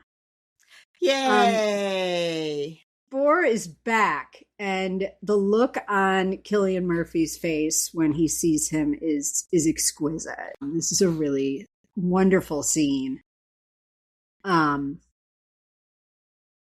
where they start discussing what the Germans are doing. We find out they're using I think water instead of graphite or something. I don't know anything about any of this. Graphite was a real problem in the miniseries Chernobyl, though, so I know that eventually becomes a component of dealing with nuclear energies. Bohr also tells him, like, I'm not here to help you. The story of how he's smuggled out of Denmark is a thriller itself, because the Nazis are tipped off that Bohr is going to try to flee from occupied Denmark at the last minute. So Bohr and his wife are crawling out the back door of the house while Danish resistance fighters are firing on Nazis and providing cover for them from the front, and I doubt that any of those Danish resistance fighters made it. On his way out of the house, Bohr grabs a bottle of what he thinks is heavy water from his lab, which he had stored in a beer bottle. Only once he is smuggled to Sweden do they discover that it is just a bottle of beer. And then once in Sweden, he is flown to Britain in a de Havilland Mosquito, where he didn't get the instructions right about the oxygen mask, or his head was too big, and he passed out on the flight. So a lot of people went through quite a bit to get Bohr here, and now he's not going to contribute. Bohr is also trying to bring Oppenheimer around to this like perspective of needing to be careful. He says, "You are an American Prometheus," which is a little on the nose for this movie. He says, "The man who gave them the power to destroy themselves, and they'll really respect that." And I'm all, have you been to America? You know what we do with people who are smart? We hate them. That shit does not fly in America. Whenever I watch a movie, I'm always on the lookout for the christening line. Yeah, and in this case, it's the title of the book, not the movie. Yeah. It's a movie called Oppenheimer. I'm not going to hear the first time someone says Oppenheimer and be like, that's the line that names the movie. It's fun that Bohr thinks that politicians give a shit about what scientists have to say. Welcome to America. They don't, and Bohr was accustomed to, in Copenhagen, anytime he wanted to talk to the King of Denmark, he would just go knock on the palace door, which he can do because he is Nobel Prize winning physicist Niels Bohr, the most famous man in Denmark. But can you have a beer with him? I mean, I guess you can, because he can't tell beer apart from heavy water while under Nazi fire. And then we see that he gets some news that Jean has taken her own life, maybe. And Oppenheimer is devastated by this, and he goes running off into the woods, and then Kitty runs after him along with some others, and he tells Kitty that he was with Jean, and Kitty is like, well, that sucks. And Oppenheimer is blaming himself, and she's kind of like, yeah, you should blame yourself. She is tough. That's the thing about Kitty. She is a train wreck, but she's magnificent when she pulls it together. And then Teller tries to quit, but Oppenheimer is like, no, you can't. Right. And Teller gets what he wants, which is to research the H-bomb and he stays. So Teller has just proven that you can get whatever you want by being a big prima donna. It is a bad message. Yeah. We cut to a meeting happening after the war where there's an argument going on about proliferation as predicted by Bohr. It's an ugly and complex mess that we're not going to unravel or fix or cure on our show. So no need to get into it. But, one person gets a bomb, then another person gets two, and then we just stockpile arms. We meet a man named Borden. David Dastmalchian. How dare you show up in this movie and be such a monster. I love him. He's a really great character actor, and his movie Late Night with the Devil is one of the great joys of the last few years. In movie making, Borden is going to ultimately be the one who brings to bear all of the badness about Oppenheimer and sets in motion the chain of events that will get his security clearance revoked. There's starting to be a lot of buzz around the idea of what is the morality of dropping this bomb, especially because at this point we find out that Hitler has committed suicide, and Japan is, according to the people in this meeting, on the verge of surrender. Is it necessary to drop this bomb? And that fight is going on among the scientists. A constant fight about having these bombs and what we do with them. Scientists don't seem to get that they handed over control on when, where, whether, how the bomb would be used when they signed on to this project, and they were never going to have any control over it. At the same time, Groves is like, this needs to be July, and we're getting really closer to getting this done. It's a very exciting sequence, seeing this come together. And then we also are in the meeting where they're discussing whether or not to drop the bomb amongst the leadership in the U.S. government. And noted portrayer of scumbags, James Remar, is here to have this very frightening nuts and bolts conversation over which city to destroy. Groves wants to test it, and then we hear the reveal of the name Trinity. And in this meeting, they stress that there are 100,000 dead in Tokyo, and that didn't even convince the Japanese to surrender. They crossed the name Kyoto off the list, which I've been to Kyoto. It's very lovely. I'm glad they left Kyoto alone. They're getting ready for Trinity now, and one little thing I discovered that I found so delightful. This was best left out of the movie, but the night before the bomb test, barely anyone could sleep, but if you were a scientist working on Trinity who did manage to fall asleep, you would have been woken up by the sound of a massive frog orgy where these frogs were making alarming copulating noises and waking everybody up.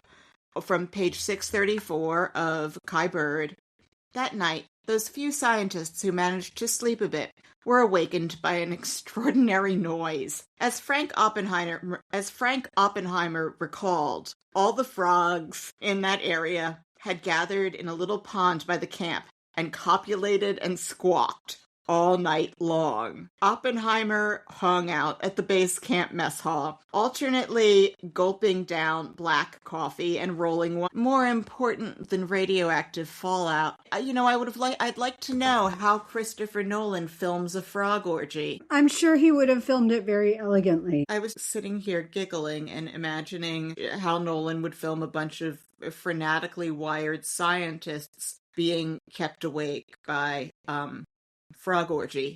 This sequence is one of the greatest things I've ever seen. This final run up to the test of this bomb is so arresting, and so in Lincoln, when we're like, how does Spielberg make the run up to the vote seem interesting? Where it's just people saying yay and nay.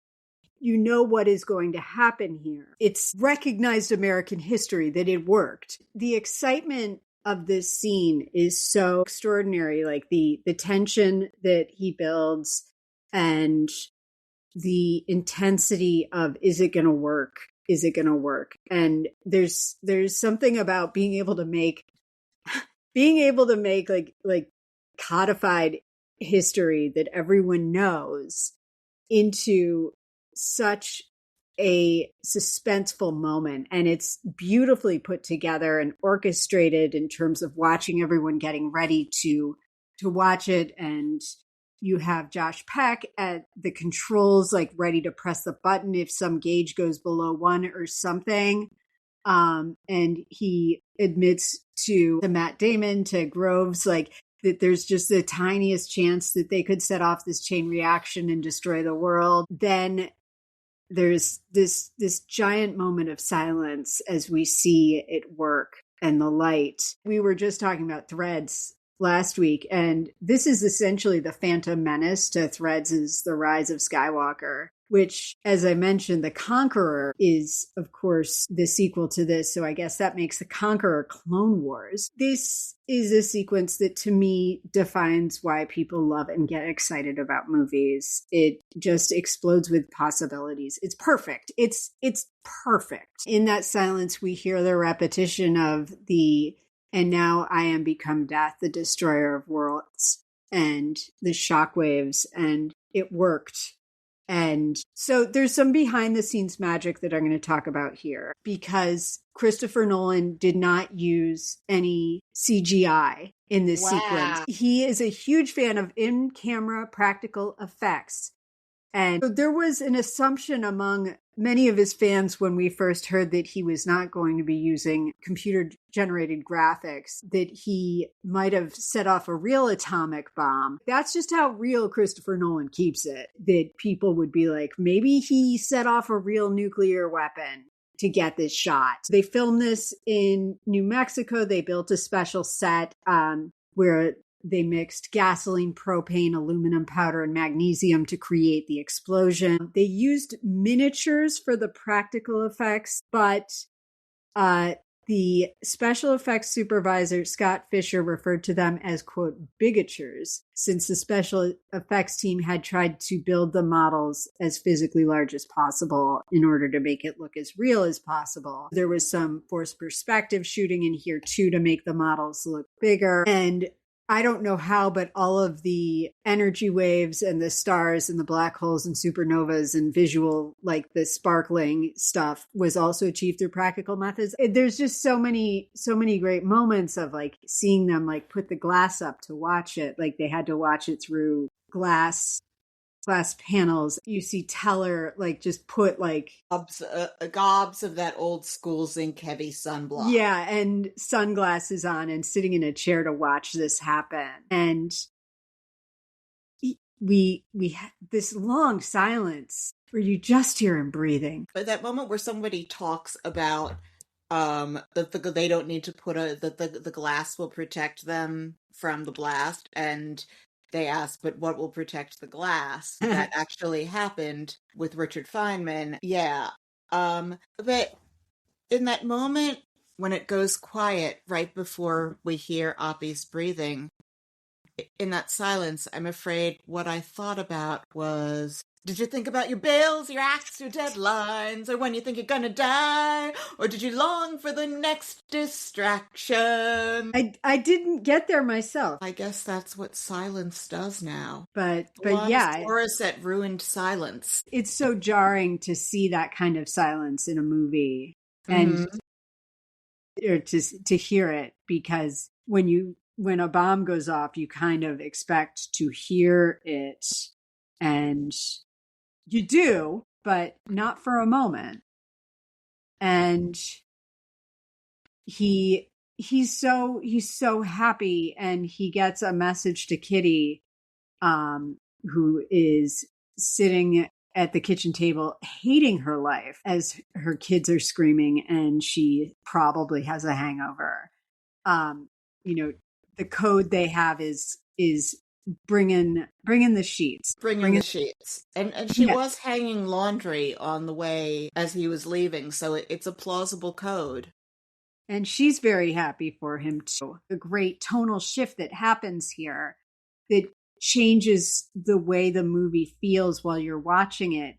I think, like, depending depending on your feeling about what's about to happen with this bomb, the first time I saw this, I was very taken by what I was so excited about, because I was like, yeah, they did it. And I'm like, they built a bomb that they're about to drop on people. I know where you stand on this, Rena, but I think it definitely felt like a mixed bag moment. You sense Oppenheimer's almost like, oh shit, we did it. And then like there's this sense of he hadn't really thought about what was going to happen afterward. The joy was tempered for me not by this sense of, oh shit, what now, but more by irritation at all the second guessers and the desire to kick them into a parallel universe where I can draft all of them to personally serve in the front lines of a Japanese ground invasion. I'm going to move on from there. It's almost like this,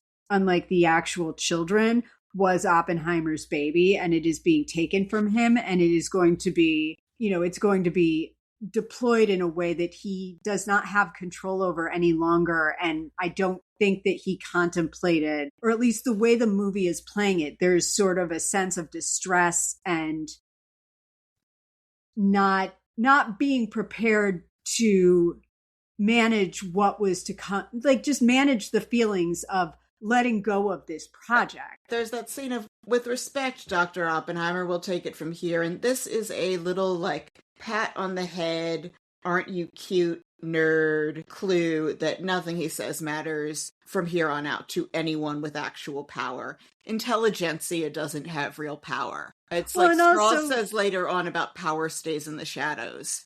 Yeah, they're kind of like starting to pack up, and then suddenly Truman is on the radio addressing the world that the bomb has been successfully deployed. And Grove said that it would probably be around the 6th. It's interesting to see the responses because there is this sort of like Oppenheimer says when he gets the call about it, he's like, everyone here is feeling reasonably good about it. The GIs, this is it. The men in uniform, like the people who would have hypothetically actually had to go fight, are all jubilant. Anyone with a master's degree is despondent. Not quite despondent. Looks troubled. There's anyone who appears to be on a master's degree track or have one looks despondent. And again, my desire to kick them into a parallel universe and draft them for the front lines of a Japanese ground invasion kicks in again here. So then Oppenheimer goes and he makes a speech in front of everyone in their makeshift gym, and everyone's cheering for him. And he's talking about how he's making comments that are ringing hollow about how he wished they finished it sooner so they could have dropped it on the Germans, and people are cheering. And then he suddenly like starts to like imagine more viscerally what it would have been like to be there when that bomb went off. And he starts having some pretty upsetting visions of what was left behind in the wake of the bomb he built. And you did mention visions of a charred Earth, but at that point, the charred Earth he was stepping on there was actually a burned body. Yeah, it's kind of unrecognizable. Yeah, because that's what that bomb did. Yeah, I know. I've been to the museum in Hiroshima. Then we see him going to meet with Harry Truman, who's pretty uncharitably portrayed by Gary Oldman in this movie in an unbilled cameo. Like he's it comes off as a bit of a simpleton doofus. I don't know anything about Harry Truman except that headline on the newspaper, and that he took over. So I don't have an opinion on him. This is a pretty uncomfortable scene because Oppenheimer is again kind of trying to talk about needing to manage the proliferation, and Truman's like, get this fucking crybaby out of my office. And it's kind of shitty. Americans will never, ever have to worry about anybody else having this technology, including the Russians. They're being pretty smug about that, given how Russia has destroyed our nation entirely. So I guess the first time I watched this scene, I was on Oppenheimer's side in it because I hate it when people aren't respectful of brilliance. But this time I was feeling Truman's irritation since he made the call, not Oppenheimer. It was his decision-making process. He was the one holding the burden of power and the responsibility for the lives of hundreds of thousands of GIs. The blood's on his hands, and I think Gary Oldman was. I felt his irritation at this bleeding heart. They're at cross purposes. I wonder now how Roosevelt would have handled this meeting differently. I mean, Roosevelt was a pretty compassionate dude. Roosevelt would have found a more tactful and balanced way to handle this conversation. I think Roosevelt would have alluded to the fact that these things are hard, and Truman was just like, fuck you, we won. Oppenheimer's having a little bit of an existential crisis because he's a scientist. He's thinking about the long term, that they maybe opened up a Pandora's box that, you can't stuff the genie back into. Well, what did he think was going to happen? I don't know. Oppenheimer's basically like keeps talking about this is dangerous, and everyone's like, you suck, stop talking. And Strauss is kind of like, I think I'm going to go ahead and destroy this guy's life. They don't go right into it, but, it's pretty obvious what's happened, which is that, Strauss was able to pass the file belonging to Oppenheimer over to William Borden, who then writes the report about Oppenheimer being a bad person who deserves to not have security clearance. They'd have the hearing in this like shadowy room where Oppenheimer cannot have an audience, because if he does have an audience, they're going to realize this is all bullshit. And if he does have an audience, he might be able to turn on a little of the old magic. You see the dirt marks in the wall where they removed some poster board from it. Strauss is quite disingenuous. He says, I'll protect you. He's not protecting Oppenheimer. He resented him from the lowly shoe salesman comment, which no malice was meant in that. But he resented him from it onward. Note here that Teller, when he asks, flashing back to Los Alamos, when he asks Oppenheimer for help with the super, he is wrong for thinking that Oppenheimer has any influence. And we note that Strauss has planted a cover story on himself in Time magazine. I found this Time magazine article online, and I was surprised by how deferential it was to Strauss. I hadn't considered that it was a plant. I mean, the aide is finally wising up that Strauss is a garbage human being. Oh my gosh, Alden Ehrenreich. First of all, the best acting he does in this movie is when his face sets in disgust mode, because he's just like, wait, you're bad? And I was like, grow up, Alden. Like, of course he's bad. We're seeing like a lot of testimony going on all over the place, and we're jumping through timelines, and I don't know how to describe all of this that's happening, but basically we do find out that Strauss set all of this up on Oppenheimer in effort to destroy his life. We're going back and forth between his hearing and Oppenheimer's hearing. Basically, like, Oppenheimer is finding out like he doesn't have a chance of winning. He's not going to get his clearance. He's like, I'm going through with this because for my own reasons. And Kitty's like, okay, you have to stop being a martyr about all of this. We cut to Leslie Groves saying that he would, under current rules and circumstances, not clear Oppenheimer for security today. Yeah, but he qualifies the heck he out of it. Does. He's expressive of he doesn't even think these regulations are necessarily how such regulations should be done. Kitty is basically like, this is all because of Strauss. And she says, the truly vindictive, patient as saints. That's one of the great lines in here. Oh, so good. You know, and like we're listening to all of this stuff coming down, and I want to just shout out the amazing Jason Clarke, who played the hell out of Alec Murdoch in a miniseries on Hulu, and is his main inquisitor here, Roger Robb. He's pushing on him and asking him all these questions about all of these conversations. It's also messy because Oppenheimer is a scientist. He's not canny. And his explanations for things are convoluted because they're life. We see David Krumholtz again, and Robbie is such a lovely man. This is just a sweet man, such a mensch. I think it's easier to give a memorable portrayal of a scumbag than of a mensch. Absolutely. Absolutely. This is not a flashy role. It's not the kind of role that gets a lot of attention. There's just so much humanity in his performance and so much kindness and friendship towards Oppenheimer. Yeah. And Kitty testifies, and oh boy, does she ever come through. Yeah, she is a tigress here. She's stunning because there's that bit of dialogue where, just to show, Kitty did not give an inch. Not even Rob could touch her. Calm and yet alert to every nuance. She was undoubtedly a better witness than the husband she was defending. Yeah. Yeah, she takes Rob to church. Like, it's amazing. And it, like, something that I understand why they left it out as because it would have been a distraction. But IRL, they showed up for one of these hearings an hour late, and her leg was in a cast because she had just had one of her little accidents. It's hard being a functional alcoholic. Kitty would start drinking at around 11 in the morning and then go to 4, and she'd have people over at the house all the time to drink.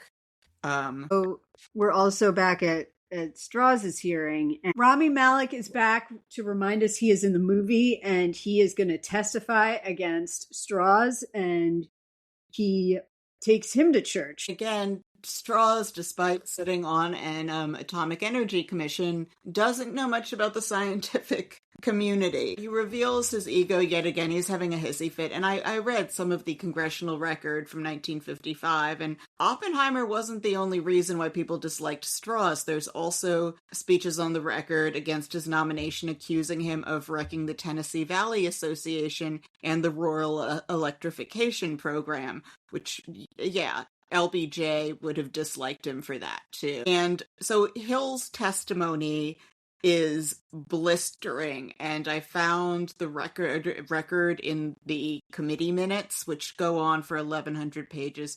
I did not read all of them. It contains gems from Hill, like, Mr. Strauss has certain traits of character which have caused him to serve his country poorly in just those areas in which he presumably would have wished to serve it best. I feel that he has, through his previous official positions, substantially diminished the enthusiasm of scientists for association with government work, destroyed the original high standing and prestige of the Atomic Energy Commission, injured the prestige of the United States in the eyes of other nations, and diminished the military security of the United States. These unfortunate results, which I shall discuss in some detail, have been largely caused, in my view, by the following traits of character, which I shall also illustrate. 1. The incapacity to change his position when he has permitted himself to become prematurely committed to an erroneous stand. 2. The subordination of his own integrity, I should say, to the attainment of personal or policy goals. 3. Obsessive quest for popular and professional approval. 4. Personal vindictiveness against those who have opposed or disapproved his official positions. And 5. Vainness and arrogance persistently demonstrated. Which shit you do not want people to say about you. In front of a committee. Also, remember when these kinds of character traits being bad was a thing? Yeah. Like, someone destroying the high standing and prestige of the United States would be disqualifying? Diminishing the enthusiasms of scientists for association with government work? God, I wish things mattered again. Yeah, so we're back at the hearing, and Oppenheimer's clearance is revoked, although they do acknowledge that he is a good American citizen. And And then we also go to Strauss's hearing where we find out that he doesn't have the votes. You don't have the votes. You don't have the votes. You don't have the votes. Here's where we get our reveal where he says, where Alden Ehrenreich, with a look of disgust on his face, says that the junior senator from Massachusetts who's looking to make a name for himself was one of the dissenting votes, John F. Kennedy. And this is supposed to be autumn of 1959. He's already getting quite close to primary season here. And Strauss, of course, is bitter and petty AF. Yeah, and he's all like, he turned Einstein against me. And Alden Ehrenreich is like, did it ever occur to you that maybe they weren't talking about you? Which, it's a real sad thing that it never occurred to him that they weren't talking about him in all of those ensuing years. At no point did that cross his mind. And, well, Oppenheimer has quite a few conversations with Einstein, but the one that we know really happened was the one where Einstein tells him, you've served your country loyally, and this is how she treats you. And if I were you, I would just say, I would just up and go, and you don't owe them anything. And Oppenheimer says he can't do that. He loves his country. Einstein talked about, he said, Oppenheimer is not as tough as me. I have the skin of an elephant. And, we finally do find out what they talked about at the pond. So shockingly, it wasn't about Strauss. It wasn't about, oh my gosh, couldn't you just not stand talking to that petty, self-important little man? And yeah, and before we get to that final conversation, Einstein says to him, now it is your turn to deal with the consequences of your achievement. And we cut to seeing where Oppenheimer is finally being honored in his old age at the White House. LBJ gives him the award Kennedy had wanted to, and Kennedy had floated giving Oppenheimer back his security clearance. As a gesture, didn't happen, but... And we see that Kitty never forgets. Oh no, Kitty Teller shows up, and this is one of the few false steps with the makeup, because the Safdie brother it looks like they put shoe polish in his hair to make him look old. It looks like when you get to toward the end of Giant, Rock Hudson and Elizabeth Taylor have so much white shoe polish in their hair.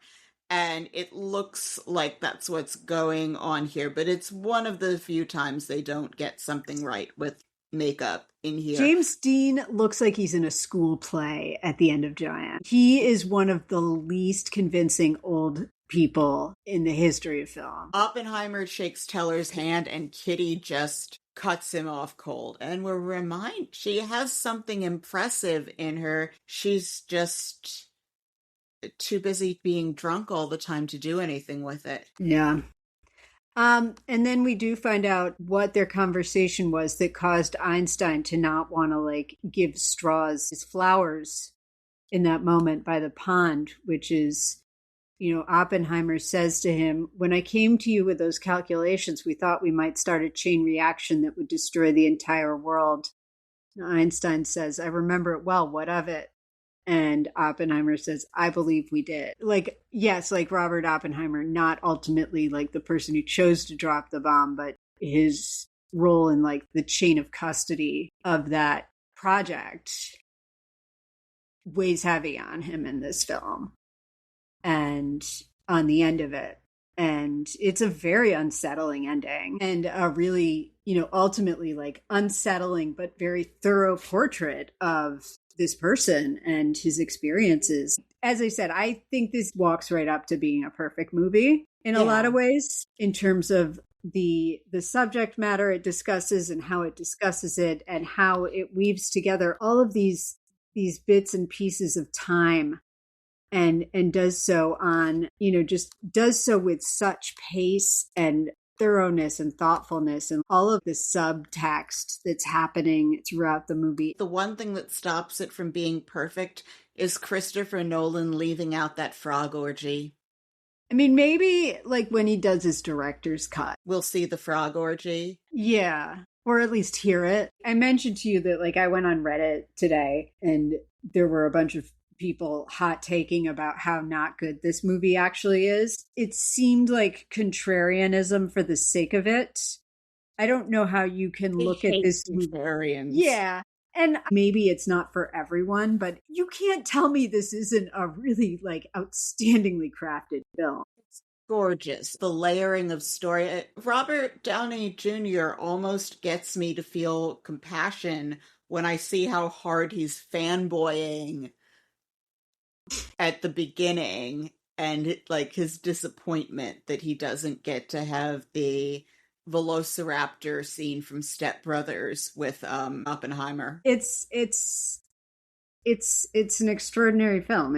I think of the fact that they were able to make $1 billion on a movie about the race to build a bomb for a war that was 80 years ago. I'm happy when anyone can get anyone to care about history. Just like to create something that got people so interested and excited about Los Alamos and about Trinity and about the Manhattan Project, like, and then also like gave you a way into understanding it's like why these brilliant people are so excited by their subject matter, even if like they couldn't possibly explain it to me. Sure, if he were hitting on you, Bob Oppenheimer would attempt to explain it to you. I'm sure he would attempt it, but unless he can like dumb it down to like crayons and stick figures and bricks and possibly like throw in a little bit of Saved by the Bell metaphors, like I would not be able to understand. So anyway, let's do some awards talk. What awards did this movie win? All of them, Katie. Oppenheimer won so many awards that its awards list has its own Wikipedia page. The biggie is, of course, it was nominated for 13 Oscars. It won 7, including Best Picture, Best Director, Best Actor, Best Supporting Actor, and delightfully in our tradition of great female film editors, its editor, Jennifer Lame, won Best Editor. I'm so happy to see RDJ finally get a little gold man. Yeah. It's been a long journey for him. It also won 5 Golden Globes, 7 BAFTAs. It was named one of the top 10 films of 2023 by the National Board of Review and the American Film Institute. It won all of the things. Yeah, and Robert Downey Jr. was up against, it was a tough year in terms of other nominees. It was Sterling Brown for American Fiction, De Niro for Killers of the Flower Moon. That's probably one of the best performances De Niro's given in the past 30 years. Ryan Gosling in Barbie, which is a very brilliant performance, and Mark Ruffalo in Poor Things. Cillian Murphy was up against Bradley Cooper for Maestro, Leonard Bernstein, and boy did he want that Oscar. Paul Giamatti in The Holdovers, Jeffrey Wright for American Fiction, and Coleman Domingo for Rustin. Since it was like Coleman Domingo's breakout first big role, like he was just happy to be there. But nevertheless, Mento has been in a lot for a long time, though. It was really his breakout, though, was Rustin in terms of awards and honors and things like that. It was a good year for movies, and the fact that Oppenheimer cleared the decks in the way it did tells you also how great this movie was. Do you have any choice dialogue? I do. So, Dutch in 6 weeks, but you never learned Yiddish? It's paradoxical, and yet it works. You know, the truly vindictive, patient as saints, and Robert, try not to blow up the world. I don't have anything to add there. The screenplay's brilliant. I love the truly vindictive, patient as saints. Also, I love that final conversation. There's so many conversations that are wonderful in this movie. So many dialogues that are really incredible. And all of the scenes with Einstein are lovely. Yeah, and it handles exposition so beautifully. It's a long movie, but in different hands, it would not be able to have been made. Like, it's an expedient 3-hour movie. In different hands, it would be a 9-hour movie. There's not an off performance in this movie. It's pretty perfect. Sarah, can you please give our listeners a quick refresher on how we score movies? Of course. We rate movies on a 1 to 10 scale across 10 areas that we find to be subjectively and or objectively important to most films, but specially tailored to biopics. If you want more details on how we score movies, please scroll down our webpage at biopicapodcaststory.podbean.com. You'll also find a record of our scores for past episodes. And with that out of the way, let's score this thing. Okay. Should I go first? Sure thing. Okay. So for outward appearances, I gave it a 10.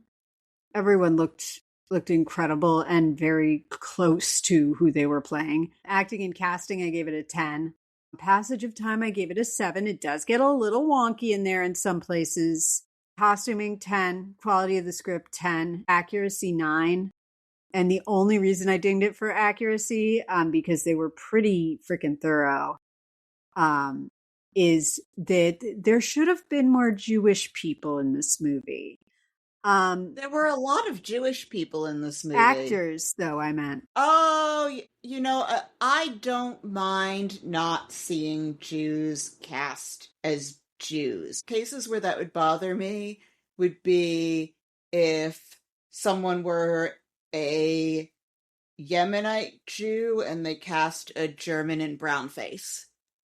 That's fair. There's sometimes where I'm like, it's more essential than others. I would have liked to see it. It's a nit, and it's a nit I am picking. It's not like if the Coen brothers had cast Larry Gopnik with George Clooney in A Serious Man. Because, yeah. Anyway.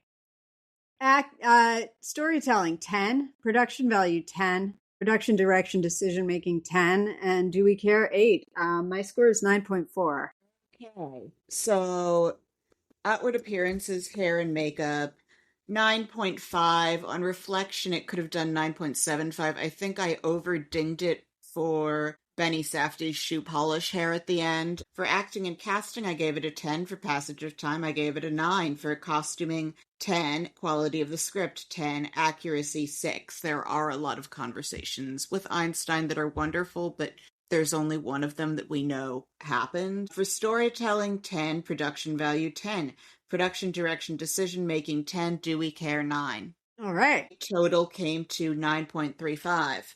9.375. Okay, perfect. Yeah, that's right. I do think this is a pretty perfect movie, so I'd be happy to use my buy to bring mine to a 10. We may as well give this a 10. Yeah. It came pretty close. So, with a 10, Oppenheimer, you qualify for second opinion. Second opinion is the element we stole from the podcast How Did This Get Made? Prize for scoring above an 8 or below a 4 is that you get to hear us make fun of IMDb reviewers who disagreed with our assessment of the film. Thank you, Internet Movie Database. Anyway, so this one out of 10. Don't let them gaslight you. Written by Agatha Chamomile on February 12th of 2024. I can't believe everybody collectively gaslit me into thinking this movie was remotely decent. Watching this movie was one of the most boring experiences of my entire life. There was absolutely no reason for making this movie 3 hours long. They think they can save the movie by adding some nonsense nude scenes, but they refuse to actually explain the depth of the characters' relationships. The sudden changes in the timeline aren't explained well, nor is what happens in some scenes. Finally, yes, Cillian Murphy's acting is good, but when the plot is so boring, not even good acting can save it. I never write reviews, but I felt the need to tell you, do not let the internet gaslight you. Please do not waste your time. I'm bored. And one more, 1 star out of 10 from Guy Laird, written on February 21st, 2024. Wow, a bunch of people came on the internet in February of 2024 and lit this movie on fire. Sorry, I must have watched a different film to everyone else. Don't really know where to start. Was really excited to watch this film since I love physics, maths, sci-fi, etc. And I'm not that hard to please. But this film is nothing about anything to do with the bomb, the research, the physics, how it was constructed, the devastating consequences of it. This is just pure politics, a deconstruction of the inner demons of Oppenheimer and his affairs. As regards Oscar awards, give me a break. Murphy looked good because everyone else in the film was diabolical and not their fault. The female characters, who are good actresses in their own right, deserve more than this, especially Florence Pugh, who was brilliant in Fighting with My Family. And Matt Damon with the mustache as the general, who is usually very good, was a joke. Not Matt's fault. I'm giving this 1 star. Watched about the first hour and couldn't stomach any more. Fell asleep twice. They did. So if you did make it through the first hour, they do talk about the bomb a lot. Yeah. I think they talk about the bomb during the first hour, too. Yes, but they definitely talk about it a lot in the second hour. I'm not sure if it takes until the third hour for them to set the bomb off, but they do. They do set the bomb off, and with that, we deal with the complexity of setting off the bomb. All that stuff was addressed if you made it past the first hour. That said, I am glad that this movie isn't like the anarchist's cookbook brought to film and teaching us how to make a bomb. Yes. Like that is responsible. Making a nuke is a lot harder than making a homemade bomb. It is really hard to make a nuke. That is what I hear. Although, if you get some plutonium from the Libyans, like Doc Brown, in what I guess would be the Force Awakens of movies about nuclear wars, because they do get all that plutonium in it. I guess if you can get the plutonium, you could probably build a bomb, but it does seem like it's challenging. Yeah, or you could just make a time machine. I think it'd probably be easier for me to make a time machine than to make a nuclear bomb. These are things I am not qualified for. Anyway, other stuff you should watch instead. Watch Oppenheimer. It's really, really good. And what? And I would, contrary to what these reviewers who are wrong and stupid and who nobody should ever listen to about anything think, every minute of all 3 hours of it is worth watching. Watch this movie. It's pretty darn good. So it is the end of this year, and so this is a little bit of old news. I think we are probably both devastated by the death of Rob Reiner. As much as I wanted to be a cool kid who was into cool movies from the jump, Rob Reiner and his gifts as a compassionate, heartfelt storyteller with movies like Stand By Me and This Is Spinal Tap, which did indeed rag so hard on my Lord and Savior Martin Scorsese in The Last Waltz. These were the movies that made me, that I loved growing up, and I think a lot of us loved growing up. He always found the deepest core of humanity in every turn of his work, and my memories of seeing some of these movies are treasured memories from my childhood. I remember the first time I heard in the narration of Stand By Me that Chris Chambers had made it into that advanced program and then had been stabbed to death trying to settle an argument in a fast food restaurant. I remember how that felt to see that. There's just gifted fucking storyteller and a director who got astonishing performances out of everyone he worked with. And also, not for nothing, my father was Michael Stivic. I have very fond memories of watching Archie Bunker reruns with my family, and also during my education, because I have a degree in bullshit. So I would also like to recommend that everyone watch Stand By Me, Spinal Tap, A Few Good Men. I'm not a Princess Bride person, but I respect the people who are. I am a Princess Bride person. I should love it. I don't know why. But as I said, I respect other people's right to love it because I get why other people love it. It's not for me. American President, like the sure thing, like pick a movie. He had a run like none other in the 80s and 90s. And you're leaving out When Harry Met Sally. Jesus, that movie. Oh my God. When Harry Met Sally probably ruined a lot of friendships, but also it's a beautiful movie. Honor his memory by watching his work and quitting smoking and encouraging everyone to do the same as he did and push back on fascism in his honor.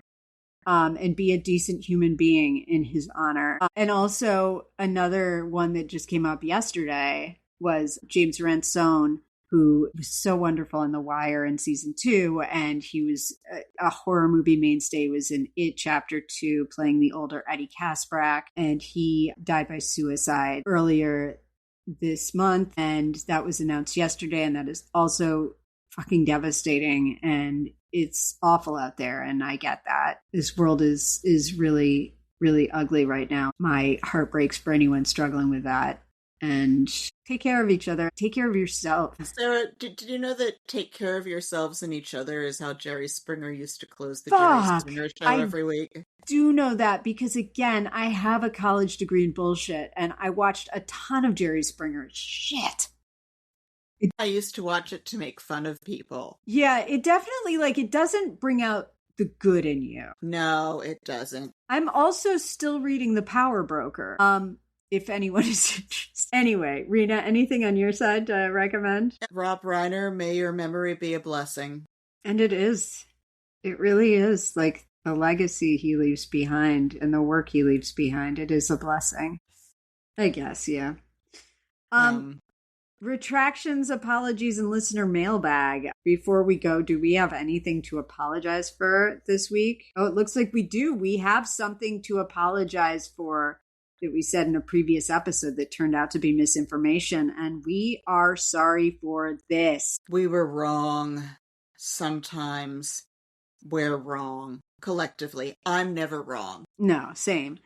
Rena, what were we wrong about? Well, it's more of an omission. So we had a 2-day break in recording for this where I was able to add a few sources that we did not announce under sources at the top of the episode. So we will include those in the show notes. So just a couple of things on our way out here. Our podcast baby has matured into a toddler, and we have launched a Patreon, simply an effort to defray some of the costs associated with bringing our show to you. Platform hosting, recording, equipment, and research. And we occasionally have to order a book off the internet. And we also sometimes have to pay for movie rentals, as we did with this film. And sometimes we may want to see a movie in theaters, or we may have to pay for public transit to see each other if we want to record in the same place at the same time. We are at present offering shout outs and access to our awful first 3 episodes to anyone who chips in for us. And with that, we'd love to thank Brandon and Gates, who signed up already. Thank you, Brandon and Gates.